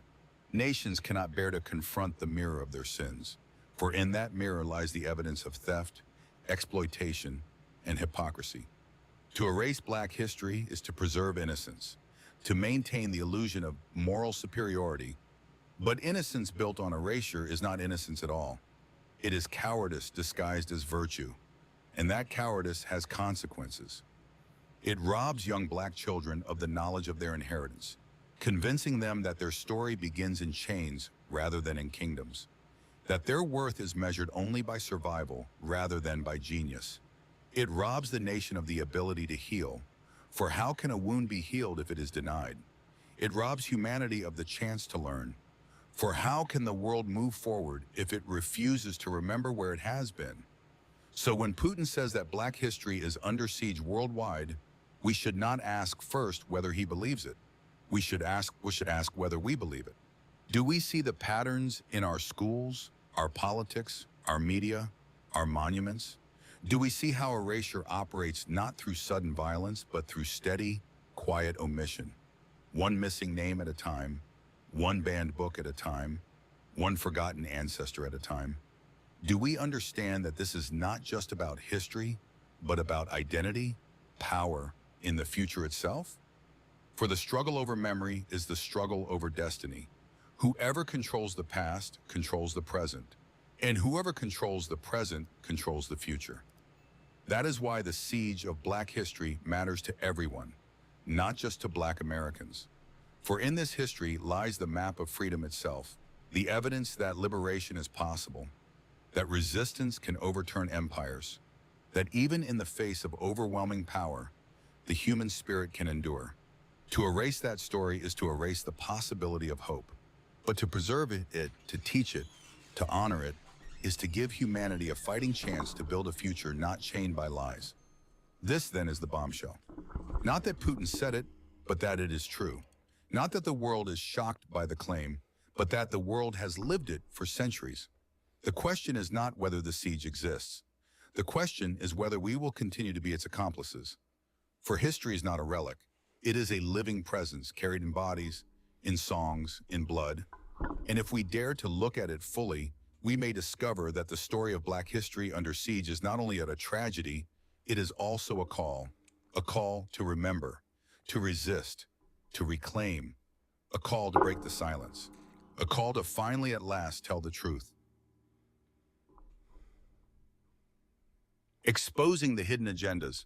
Who benefits from erasing Black legacy? The question then is who benefits?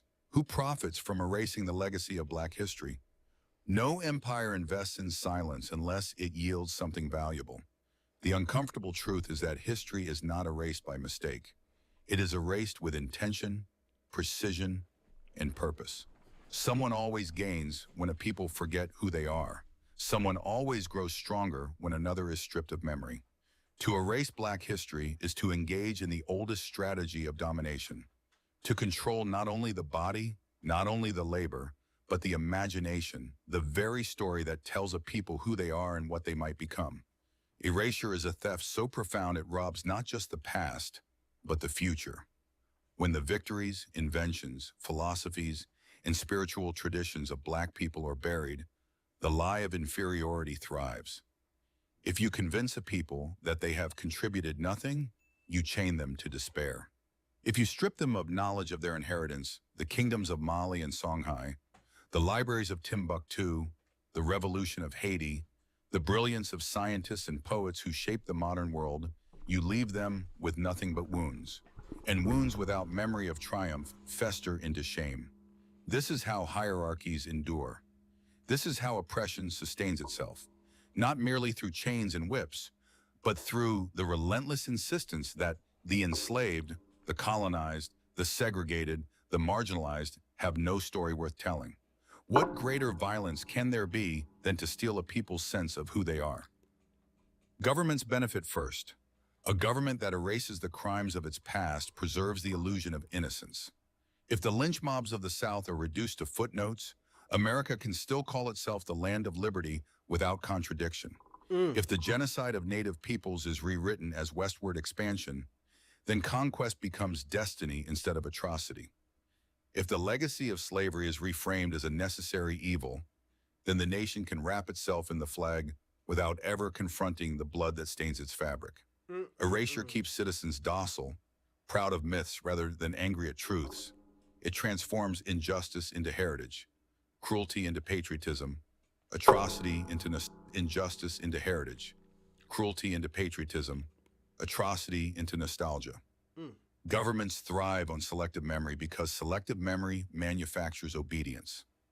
Media empires too profit from silence.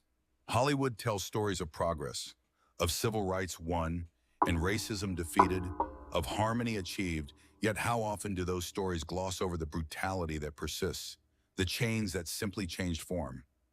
The news cycles thrive on distraction, on spectacle, on selling the drama of today while burying the unfinished business of yesterday. It is far more profitable to tell serious stories of American exceptionalism than to confront the long shadow of its contradictions. A media that refuses to teach history becomes a machine of amnesia, selling comfort disguised as I'm gonna truth. fix my camera real And quick. comfort, after all, sells better than confrontation. Cultural institutions also benefit. Museums proudly display stolen African art, labeling it universal heritage, while hiding the colonial plunder that brought those treasures to Europe. Schools elevate the founding fathers to sainthood, while ignoring that many of them owned human beings as property. National holidays commemorate independence, but rarely emancipation. Patriotic rituals thrive on sanitized history because to tell the unfiltered truth would unsettle the myth of greatness. Cultural institutions trade in nostalgia, Mm. and nostalgia requires erasure. A true history would force reckoning, and reckoning is dangerous to those who hold power. Corporations exploit the aesthetics of Black culture while denying its. Hey, if anybody wants to like just talk on the panel after we hear this, you can. I don't mind if you want to say you're part in this and get busy. You want to add on more or say like, yo, this is fake news. Or if you have a plan on what you want to do or what we should do.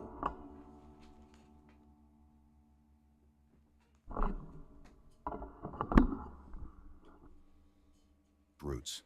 They profit from hip hop while ignoring the poverty and police violence that birthed it.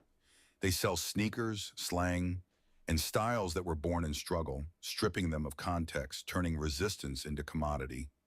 Black culture becomes marketable, but Black history, its pain, its brilliance, its resistance, remains invisible. The music sells, but the memory is erased. The rhythm lives, but the story dies. And in this theft, corporations reap billions while the people who created the culture remain marginalized. Even academia, that supposed bastion of truth, is guilty. How many philosophy departments begin their syllabi with Plato, Aristotle, and Descartes, as if wisdom itself was born in Europe? How many dismiss the knowledge systems of Africa, the spiritual traditions, the mathematics, the astronomy, the theology that flourished long before the Enlightenment? How many anthropology programs still treat Africa as a case study rather than as a source of theory? The Great Library of Timbuktu housed hundreds of thousands of manuscripts on medicine, astronomy, poetry, law, yet these remain footnotes in the Western Academy. Erasure is not always loud, and sometimes it hides in the quiet exclusions of a syllabus, the omissions of a textbook, the absence of a lecture. Silence, too, is violence.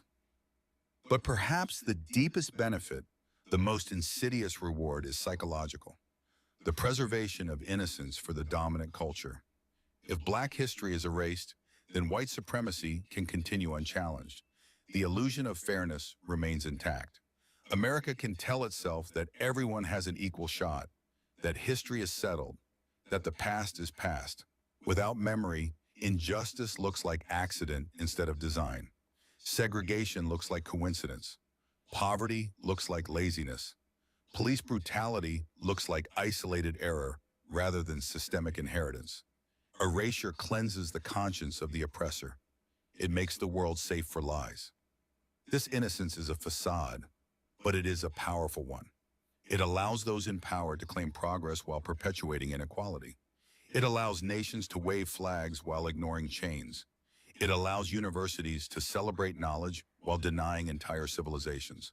And it allows the West to monopolize genius, to declare itself the author of modernity, to pretend that progress, science, reason, and art are exclusively European creations.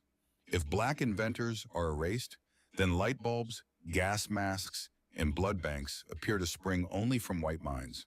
If Black scientists are erased, then progress in medicine, agriculture, and technology appears to belong to Europe alone.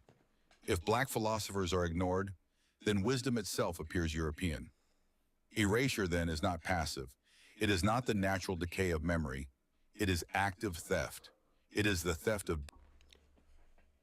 This is why I said there's a global war against foundational Black Americans.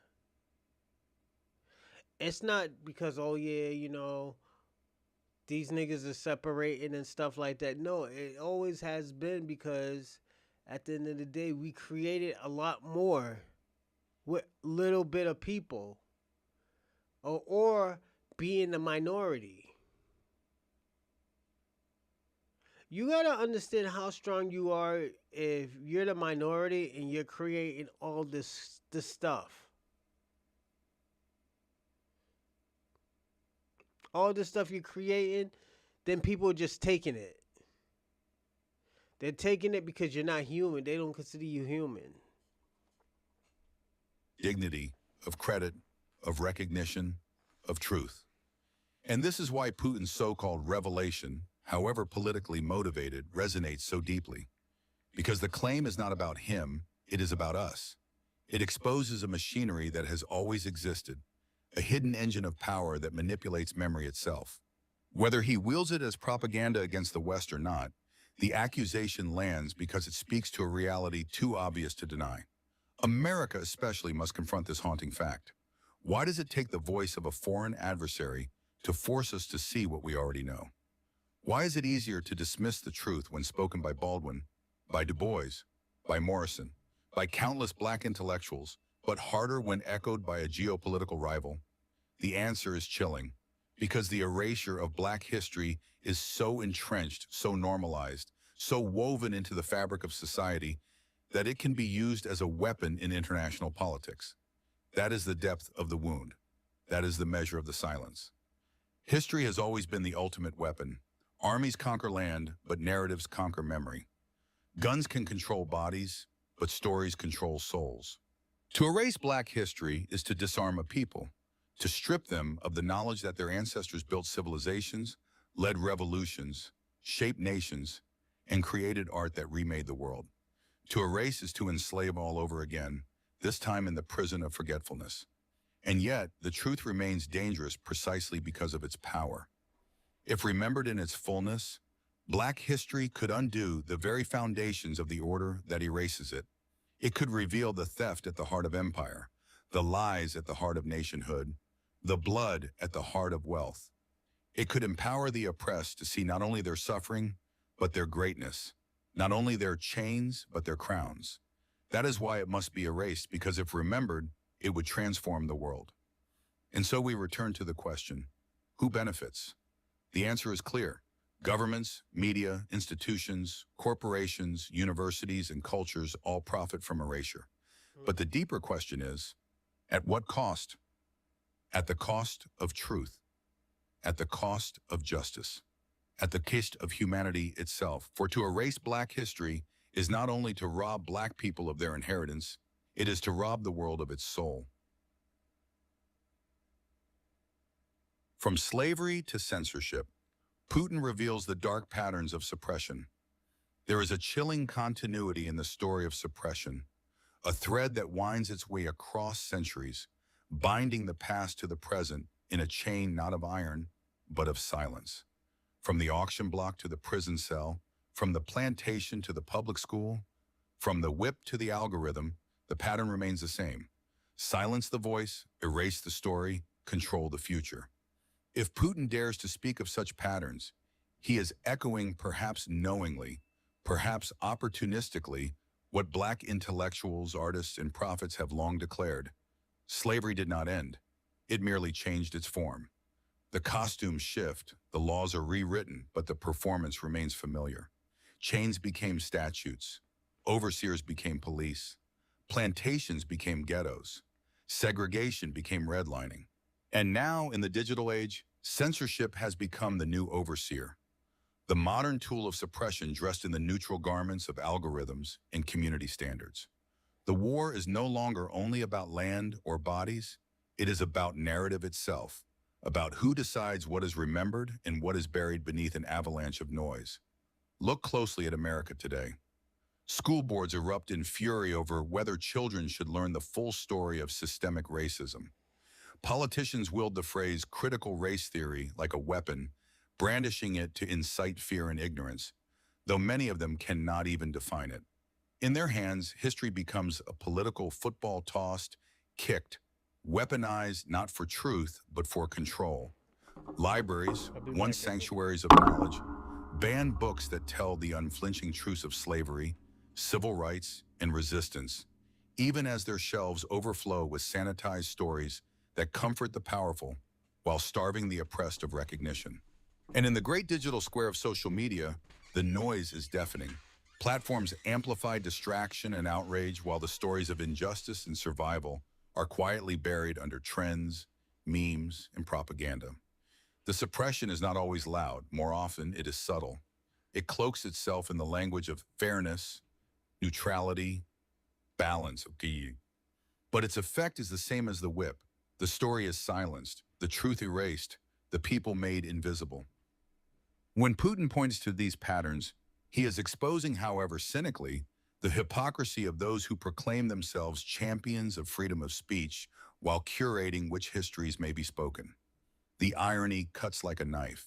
These are the same societies that lionize their triumphs over fascism and authoritarianism, the same nations that drape themselves in the rhetoric of liberty and truth. And yet, within their borders, they wage war against memory, censoring the very truths that would hold them accountable. The wound here is philosophical as much as political. For censorship is not merely the denial of information, it is the denial of identity. To censor Black history is to say to Black people, your lives do not matter, your ancestors do not matter, your struggles do not matter, your triumphs do not matter. A censorship whispers this in silence, and silence, repeated long enough, becomes reality. What could be more violent than to tell a people they do not exist? This invisibility is the deepest wound of all. It is a wound not inflicted on the flesh, but on the soul. When the world erases your story, it erases your humanity. It tells you that your pain was meaningless, that your brilliance was irrelevant, that your very presence is negotiable. This is the violence that flows not from the whip or the bullet, but from the erasure of memory. And memory, when lost, is almost impossible to recover. Without memory, there can be no justice. Without memory, there can be no healing. From slavery to censorship, the line is unbroken. Generation after generation faces the same choice. I'm gonna say this: for a white man just having to say this is crazy. You're saying that these people are trying to erase our history. The reason why they're trying to erase our history, and the thing about it, it's just gonna look crazy when they do erase it. You're gonna look crazy for doing it. Because you know what? We already know that y'all couldn't do it by yourselves. We're already gonna know that there were already people here. Now we're figuring out that there were black natives here. Or natives blacks.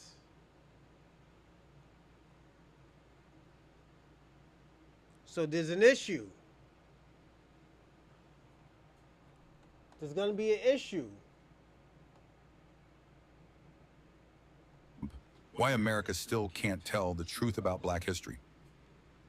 America loves to call itself the land of freedom, the cradle of democracy, the shining city on a hill. Yet beneath these lofty words lies an unhealed wound, one that festers beneath every promise of liberty and every proclamation of justice. When it comes to confronting the history of Black suffering, America does not speak, it stammers. It does not reveal, it conceals. It does not confess, it deflects. Silence has become the nation's most enduring language. A silence louder than truth, heavy enough to suffocate memory itself. From the hope-filled ascendance of Barack Obama to the chaotic and divisive reign of Donald Trump, the United States has stood again and again on the threshold of reckoning, only to retreat into denial. And so the question remains, why can't America tell the truth about Black history? Why must the story of slavery, segregation, and systemic racism still be handled like a dangerous secret in a country that so proudly calls itself free? When Barack Obama first rose to the presidency, many Americans felt they were witnessing the fulfillment of Martin Luther King Jr.'s dream. The symbolism was undeniable. A nation built on the backs of enslaved Africans had elevated a Black man to its highest office. For many, his election was proof that the arc of the moral universe had indeed bent toward justice. Crowds wept the night of his victory. Headlines declared the dawn of a post-racial America. The myth of progress was intoxicating. Yet myths, however comforting, can be dangerous when mistaken for truth. Obama, the emblem of hope, became not only a president, but a mirror reflecting back the contradictions of a nation still unwilling to face its own darkness. If this story moved you, share your thoughts below. Do you believe America will ever confront its history honestly? Subscribe for more powerful Yo, that's crazy what they say about Obama. Because at the end of the day, it's true. Just listen again. For truth. Obama, the emblem of hope, became not only a president, but a mirror reflecting back the contradictions of a nation still unwilling to face its own darkness. If this story moved you, share your thoughts below. Do you believe America will ever confront its history honestly? Subscribe for more powerful reflections and join the conversation that silence has too long suppressed. Obama's promise of hope. But did he really confront America's dark past? Barack Obama entered the White House with the weight of symbolism pressing heavily upon him. He was not simply another politician stepping into office, but a figure whose very presence carried the history of a people long bound in chains and still bound by systems of inequity. He was the first Black president, but he could never only be that or that, for the nation demanded of him a double burden: to embody universality for those who feared change, while at the same time inspiring those who demanded it. He was compelled to play both healer and hope, both promise and reassurance, both symbol and statesman. In the theater of American politics, he had to tread carefully, balancing always on the razor's edge between identity and assimilation. If he leaned too far toward Blackness, he risked alienating white America, whose comfort so often rests on the illusion that race no longer matters. If he leaned too far into colorblindness, he risked betraying the very people whose ancestors had suffered under slavery, whose families had endured Jim Crow, whose bodies had borne the violence of police brutality and systemic neglect for centuries. His presidency was, from the very beginning, a balancing act that no human being could ever truly master. His rhetoric reflected this impossible task. He spoke the language of unity, of bridging divides, of common ground. Wow. His campaign was built upon the poetry of "Yes, we can," a phrase that rang with possibility but did not name the depth of America's historical sins. It was a phrase that soared but did not scar, a phrase that lifted hearts without confronting consciences. Rarely did Obama speak with searing honesty about slavery, the forced labor of millions that built the wealth of a nation claiming liberty as its creed. Rarely did he dwell on the centuries of structural racism embedded in the very institutions he now commanded. The courts, the Congress, the police, the prisons. When he addressed race, it was often in the context of reconciliation rather than confrontation. He would reach for the dream of a shared destiny rather than forcing the nation to awaken to the nightmare of historical oppression. He chose, as perhaps he felt he must, to soothe rather than to rupture, to offer inspiration rather than accusation. In doing so, Obama offered hope but not full truth. He became a symbol of progress, a living testament to how far the nation had come.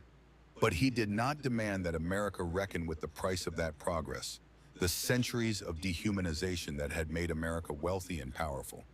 He was the embodiment of the paradox. His very presence in the Oval Office suggested redemption, and yet that same presence risked lulling the nation into complacency. The paradox of his presidency was this: the very fact of a black man in the White House made the telling of black history seem less urgent, as though his election itself had redeemed the past, as though one man's triumph could erase 400 years of bondage. But symbols are not substitutes for truth, and representation is not the same as reckoning. The Constitution, written by men who owned other human beings, was never exorcised of its contradictions merely because a descendant of the enslaved now swore an oath upon it. The White House itself, built by enslaved hands, did not lose its ghostly weight simply because one of their descendants now lived within its walls. These silences remained.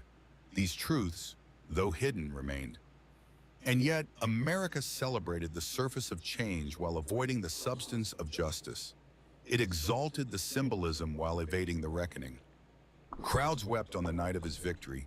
Newspapers heralded a post-racial America, and classrooms taught children that the dream was now reality. But myths, however comforting, are dangerous when mistaken for truth. Obama, in his brilliance and restraint, became not only a president, but a mirror reflecting back the contradictions of a nation that had never confronted its own darkness. For while his campaign had been a hymn to possibility, his presidency revealed the limits of what a symbol can achieve in a land that mistakes representation for redemption. Consider the burden laid upon him. He could not speak plainly of the crimes of slavery without being accused of bitterness. I'm gonna say this, and I have said this before. Obama was a false prophet. The reason why I say he was a false prophet, he was no leader for anybody, but he was a false prophet because he gave these people saying that like they want them hope. They want hope, hope, hope, hope. But when it comes to our lineage, when it comes to how we felt, like he wasn't connected. Just listen. Its representation for redemption. Consider the burden laid upon him. He could not speak plainly of the crimes of slavery without being accused of bitterness. He could not speak fiercely of systemic racism without being accused of division. He could not remind America daily that its wealth was born in fields watered with black sweat and blood, for to do so would risk shattering the fragile illusion of national innocence. Instead, he often spoke in the gentle cadences of reconciliation, as though America's deepest wound could be healed without first being cleansed. He lifted hearts with poetry, but rarely seared consciences with fire. And so his presidency became a paradoxical balm. It comforted a nation that wished to believe in its own progress, while quietly disappointing those who had hoped for a prophet rather than a pragmatist. Yet who among us could have done differently under such crushing expectation, under such scrutiny, under the constant gaze of those who demanded that he be everything to everyone at once. His restraint was perhaps survival, his avoidance, perhaps necessity, and yet the consequence remained. A nation that mistook the man for the movement, the symbol for the substance, the appearance of change for its reality. Thus, Obama's promise of hope carried with it a hidden danger. For in offering a vision of unity without forcing confession, he allowed America to believe in its own myth of redemption. The country celebrated itself for electing him, and in that celebration, it quieted the demand for justice. The moment that should have opened the door to reckoning became instead an excuse for avoidance. Look, America said, we have elected a black president. We are absolved. But absolution without confession is a lie, and healing without truth is an illusion. Obama himself, no matter how brilliant or eloquent, could not undo this lie. Instead, he became trapped within it, forced to govern as both symbol and scapegoat. For every time he sought to unify, some claimed he divided. Every time he sought to avoid race, some claimed he betrayed it. Every time he sought to confront it, some claimed he inflamed it. He was forced to embody contradiction itself. And so the story of his presidency must be read not only as triumph but as tragedy, the triumph of possibility overshadowed by the Man, this went viral over the weekend. I'm sure you saw it. Maybe if you haven't seen this, we should catch you up. project. Why Black history terrifies the White House. What happens when the story of America is rewritten to begin not with 1776, but with 1619, the year when enslaved Africans were first dragged onto the shores of Virginia? What happens when the shining myth of liberty is pierced They by the were rattle of chains? reclassified. When the triumphant echo of independence is shadowed by the moans of bondage? To Donald Trump, this is not a debate over historical interpretation. It is war. A war over who holds the pen that writes America's story, a war over what it truly means to call oneself American, a war over the myths that sustain the power of the White House itself, truth. And framing of the American story around slavery did not appear to Donald Trump as a scholarly contribution, but as an act of desecration. He called it a lie. He branded it dangerous. And most tellingly, he sought to erase it from the consciousness of the nation he claimed to guard. From the White House podium, Trump's words carried not the nuance of debate, but the thunder of denunciation. He declared that the 1619 Project was toxic propaganda, insisting that it was un-American to suggest that slavery was not a tragic blemish, but a foundational structure of the Republic. His voice trembled with anger at the thought that the nation's birth might not be traced. It depends about Kwame. Jesus Christ, I get confused with y'all. Um, I don't think you heard what I said before. I'm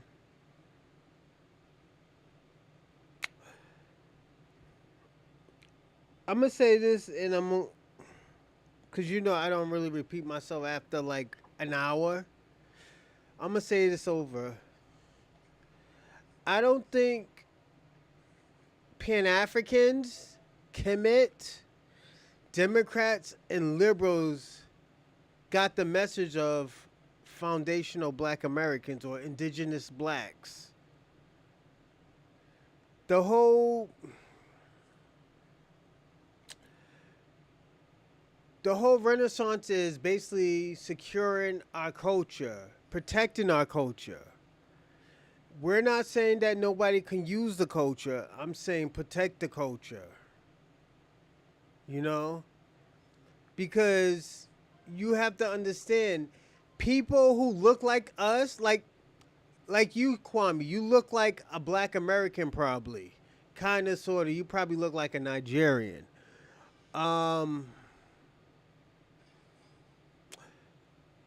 You can cosplay it and sell us out. You know? Just listen to me. I don't need you to talk right now. I want to explain to you what I'm saying. What we are doing is we're empowering black Americans, foundational black Americans. We are empowering ourselves because at the end of the day, left off the Republicans and the white wings. No, because it's not about them. It's about Pan Africans. It's about the black diaspora. As much we as put it this way, as much we have done for the world, Kwame, and you control all you want. It's cool. I don't mind, but you have to understand, black Americans has to empower themselves now. We can't empower everybody. We can't empower everybody's country anymore. Last time we empowered everybody's country, everybody turned on us. I want you. I'm gonna do the webcam instead of YouTube. We empowered everybody. You know, people would not know about 1804, 1802 without Tariq Nasheed. And we gotta be personally honest. No, it's not xenophobic if we're worrying about ourselves. Kwame, you gotta understand this ain't about the black diaspora. This is about black Americans. You know? This is your problem. You wanna always add on black when we say black Americans, y'all wanna add yourself on. This is why people get mad at you and always say, yo, Orochi, why do you answer the Kwame? You know, empowering what country? Every black American country. You know, let me tell you something. 10, 15 years ago, if we ever seen a brethren in danger, we know what we would have done? We would have been on the front line. And Kwame, you know this is true. Jamaicans wouldn't be on the front line. Haitians wouldn't be on the front line. Africans wouldn't be on the front line. It would be black Americans. It has always been black Americans. Am I saying Africans or West Indians haven't done anything? They have done anything by little. But collectively, they have never done anything together for the black diaspora. When that shit happened in Ethiopia, was it Ethiopia when Italy tried to take Ethiopia? Y'all didn't do anything. Jamaica didn't do anything. Even though y'all got y'all Rastafari from them, y'all did not help. It was always black America. They sent over a fucking, and this is how ill this was. This guy, I don't know the guy's name, but he disobeyed America and went over there and helped Ethiopia. He taught them how to fly planes. He taught them guerrilla warfare. They defeated Italy. Ethiopia gave black Americans land, and you know who took over? You know who took the land and didn't even help? Jamaicans. Jamaicans came over there and took the land and didn't even help. The land that Ethiopia gave black America.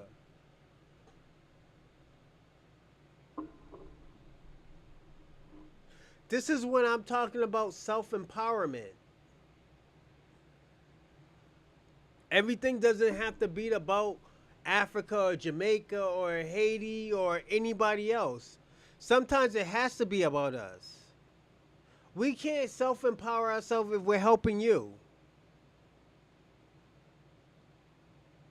It's just like, let me ask you a question, Kwame. Why are you so scared to help yourself?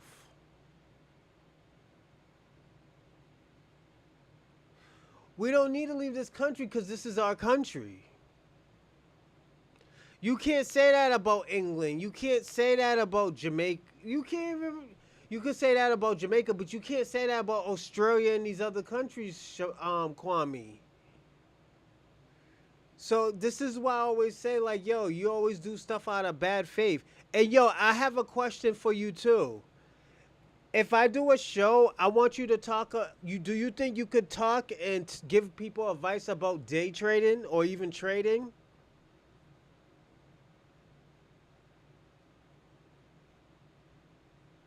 I'm asking you a question.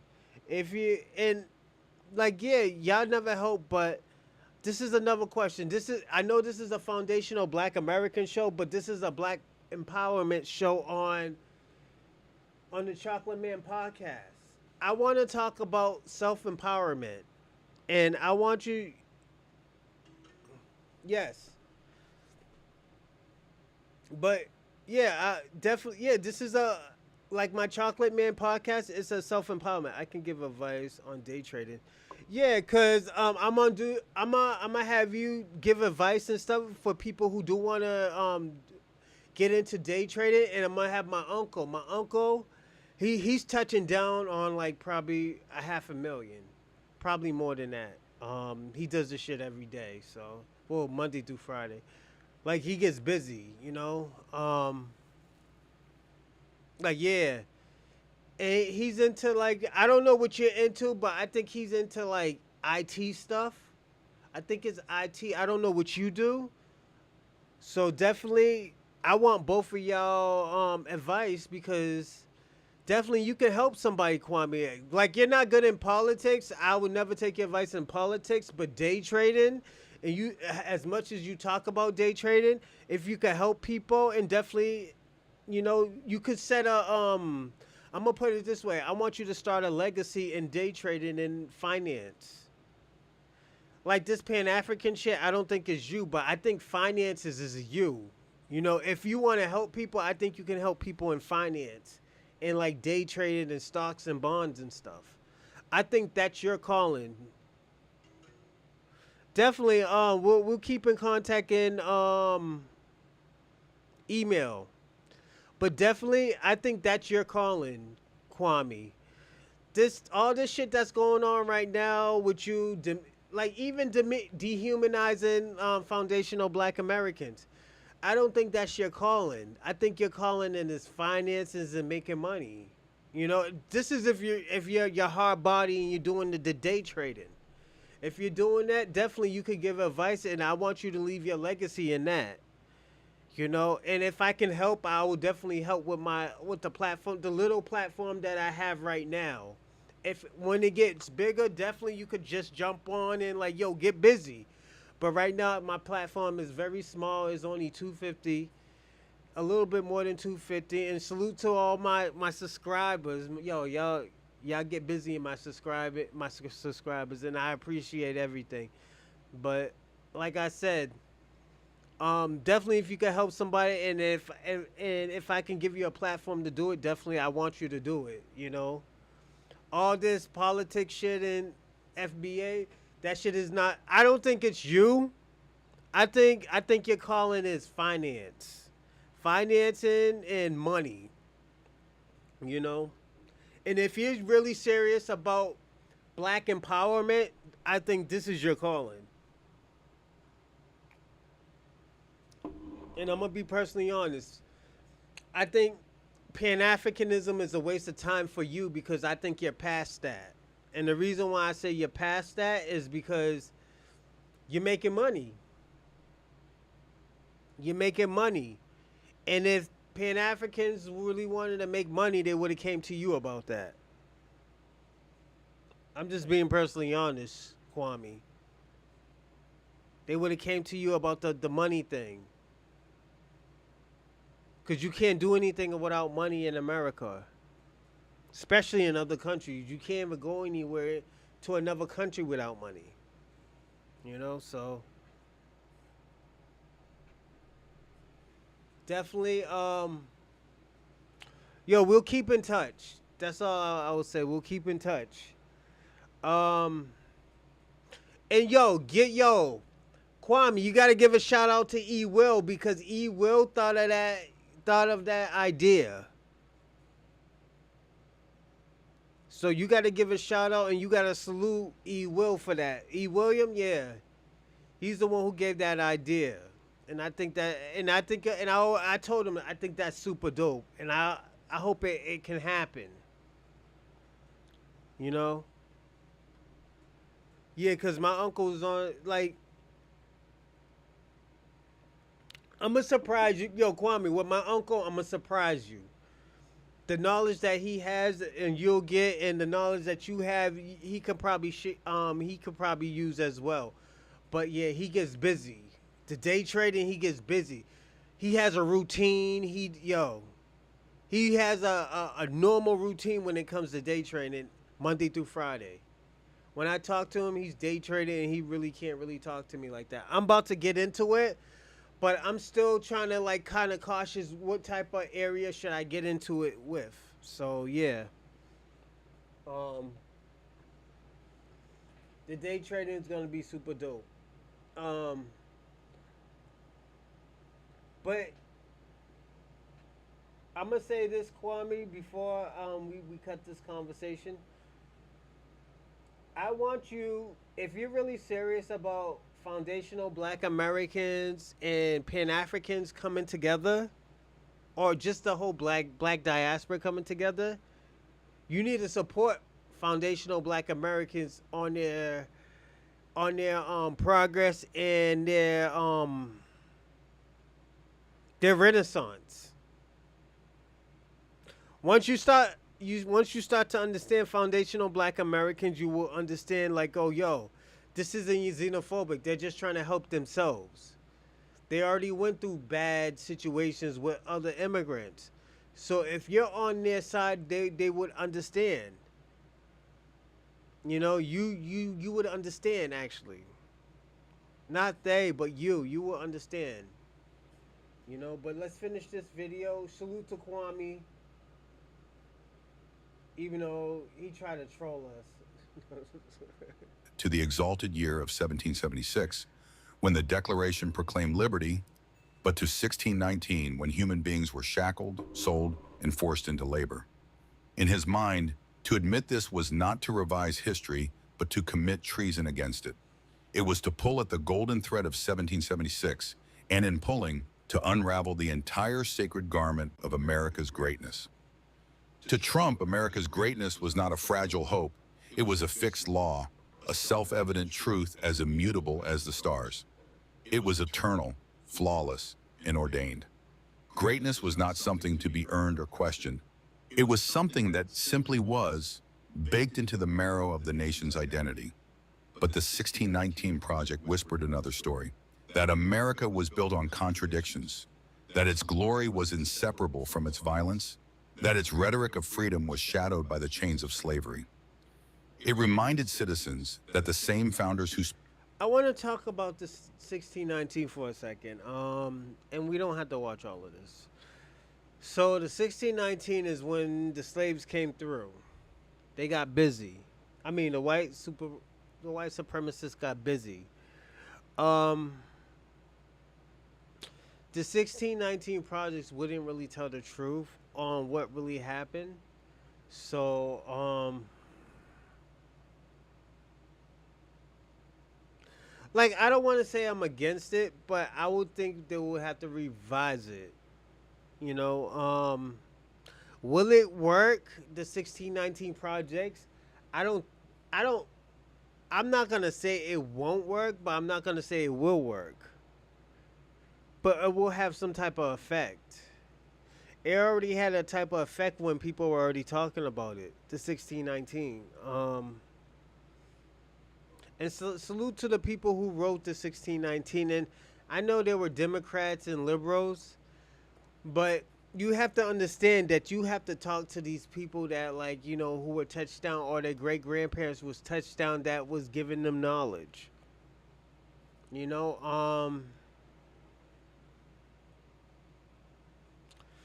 I think that's very important, and I feel like when it comes to these type of things, 1619, you have to get it right.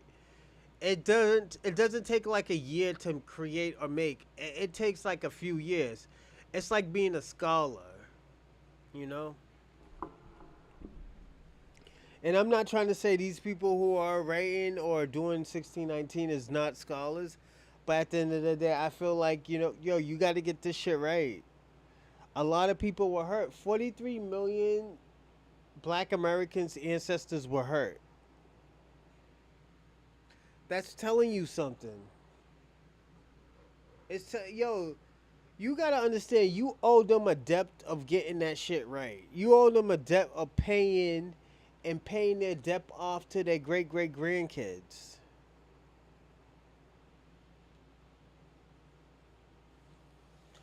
Y'all have to understand. I know y'all feel be feeling like I'm kind of prejudiced and all this other stuff. It's not that I'm prejudiced, but at the end of the day, I see what's going on. I just wanted y'all to see what's going on, and I just wanted y'all to feel how Black America feels. We're not gonna even watch Spoke of this, liberty you also know.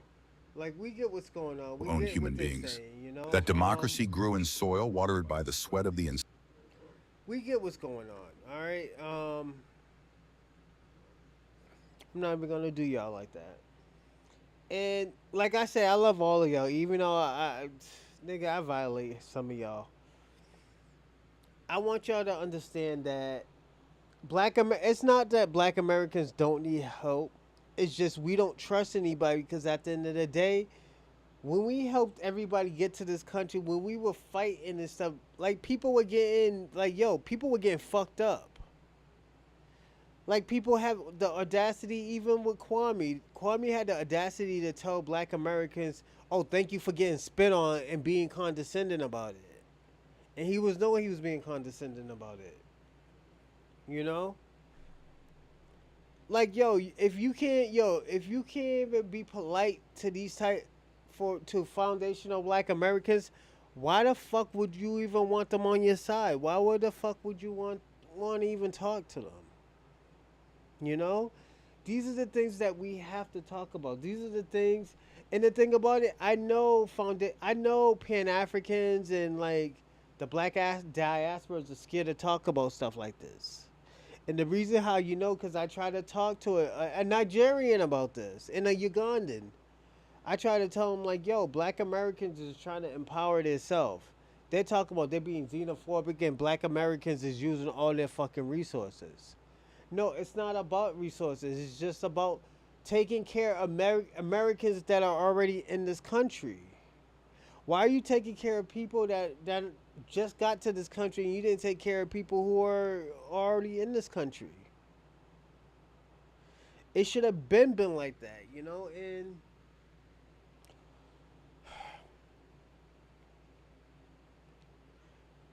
like you can't leap over and say like, oh yeah, we did, you know.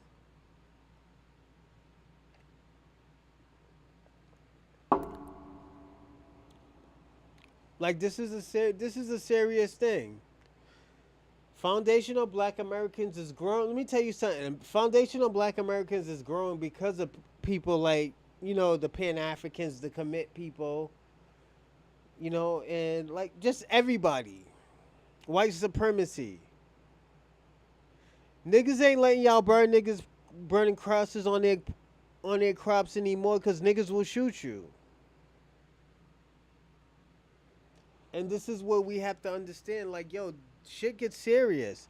Do you want us as an ally or do you want us as an enemy? This is what y'all Pan Africans, all y'all gotta figure out. And the thing about it, yeah, we can worry about your country, but no, we need to worry about Black America right now. Black America been put on the back burner for so many years. Y'all should have got y'all shit together. I'm just being personally honest. Y'all should have got y'all shit together when niggas was on top. You talk about, oh yeah, Nigerians are the smartest and hard workers ever. Their country shouldn't be looking like that.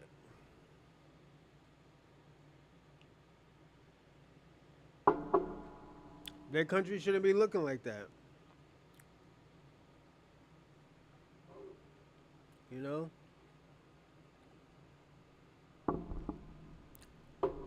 Like, you don't think Tariq Nasheed would think like, oh yo, I wish I could work with an African or a Nigerian or a Jamaican or a Haitian? Yo, Tariq Nasheed been trying to put Black Americans together for fucking years. And I don't even think. Let me tell you something. Y'all was so blind that y'all don't even understand that what he was doing. He created hidden. He didn't just create hidden colors just for Black Americans. He created it for the whole diaspora. He did that shit for the whole diaspora because he loved us. He supported us. He could have sold us out and said like, "Yo, I could get a bag. I could get a bag," but you know he said, "Nah, I ain't doing that to my people. I'm gonna create my own shit. You don't want to put this out, and no, we ain't doing that." He said, we ain't doing that. We good. We good over here.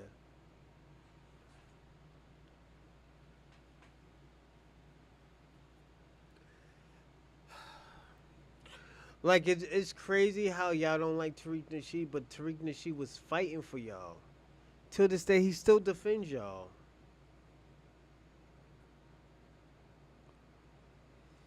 And it's a headache because I see that he loves Black America. He loves black people in the black diaspora at he loves all of y'all. But at the end of the day, he's not gonna have y'all disrespect y'all, disrespect us. And when he shoots y'all, when he not shoot you, but when he jokes around you, you're getting locked up, give y'all some meth jokes. He's just fucking with you. You laugh about it, then after that, calling, oh my, oh, I get you, big brother. You know, woo woo woo woo woo. You know, and I'm gonna land right here. You know, I'm not gonna stay too long on in because I don't want to stay until 1:30. We did till 4 o'clock last night. I want to say this. Y'all black diaspora, y'all got to get together with Foundational Black American. You know where the blueprint. Stop trying to take the culture, and at the end of the day, embrace the culture. Embrace Foundational Black Americans. Embrace their self empowerment, where you can. I'm gonna say this. You should be fighting for Black Americans right now, Foundational Black America right now. And when y'all fight for Foundational Black American, they will be putting you on game so you can fix your country. This is why I told y'all Black Americans is the blueprint. It's not what Shabaka was doing. And salute to Shabaka. I know I was clowning him and I was kicking his back in and shit. Like, yo, salute to Shabaka, but that peace shit is not gonna work in these third world countries. Them niggas is gonna get killed out here. You know? Tariq Nasheed got y'all ready. He put y'all into game with your ancestors and celebrities.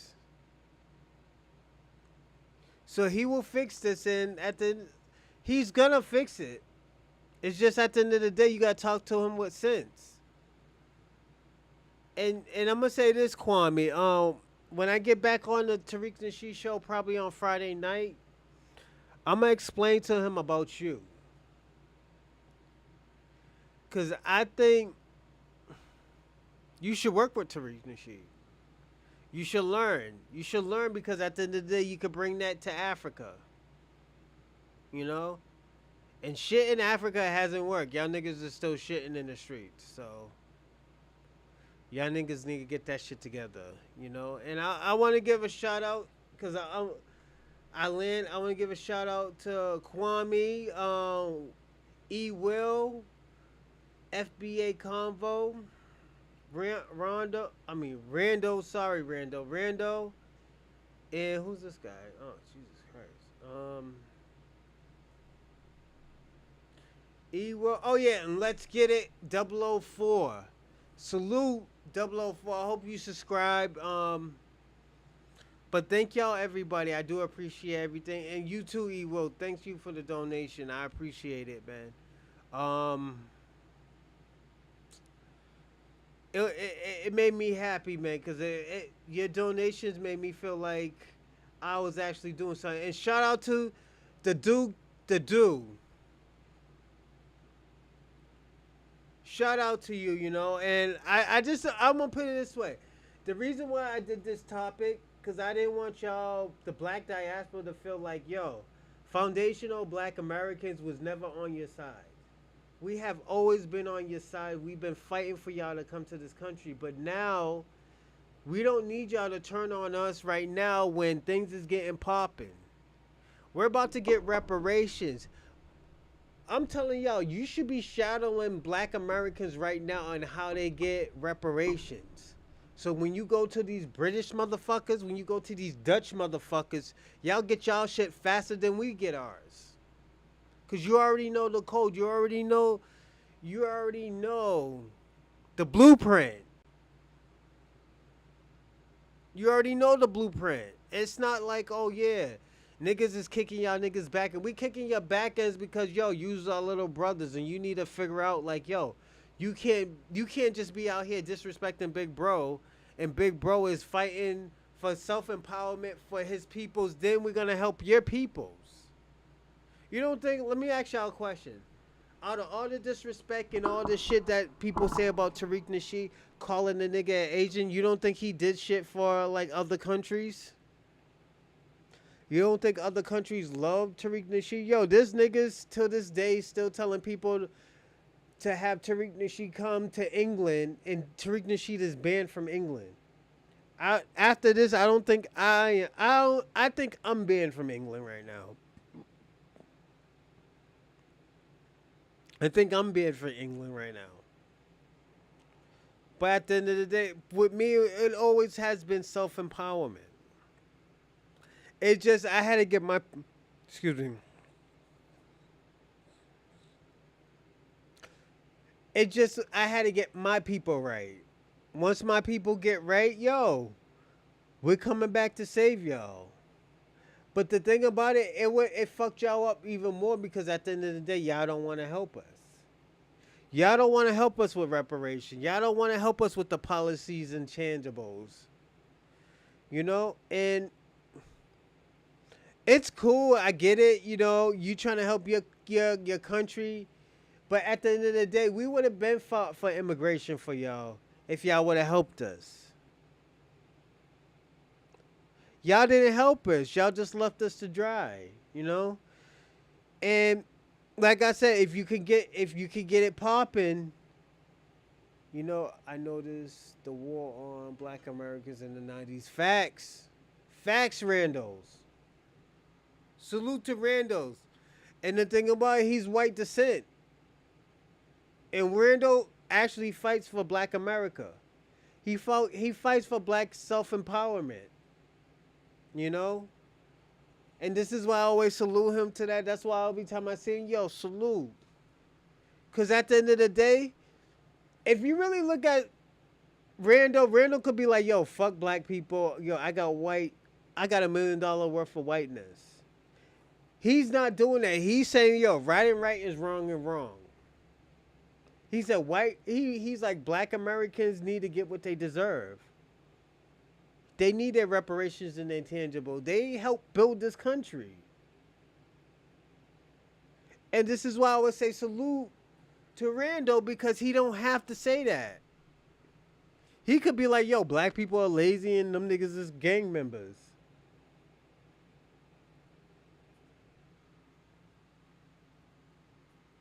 So like I said, and this is an ultimatum to all y'all people in the black diaspora. You can help us empower with the empowerment and getting what we deserve in America so we can help y'all in y'all country. If not, y'all gonna have to do it yourself and we're gonna have to get busy in America. Just remember what I said. You know? So again, salute to all y'all. Salute to Rando, E. Will, Kwame. Let's get it. 004 and give me a second. I got the wrong joint on. And FBA Convo, man. I appreciate everything. Y'all have a nice night. I'm gonna land early because I was gonna do another 2-3 hours, but no, I'll do that on Friday. We're gonna have a long show on Friday. So yeah, salute to all of y'all. I appreciate everything. And again, remember what I said for the black diaspora. If you really want to fuck with us and stuff like that, if you want to cut this xenophobic shit out that y'all be saying, support our self-empowerment and our tangibles. Once you support that, yo, we will always support Africa. We will be in debt to you. But again, have a nice night and thank y'all for watching. Salute to Randall again. He came at the end. And salute to E. Will for the donation. And salute to the Duke. Salute to you, player. Thank you for watching my show. I hope you enjoyed it. I know you're new to the site. I just hope you enjoy it. If you want me to do anything like new or different, and I can take that as advice, just take down my email. I am a gmail.com. And if anything, if you need to find it in the description. It's in the description, and definitely we can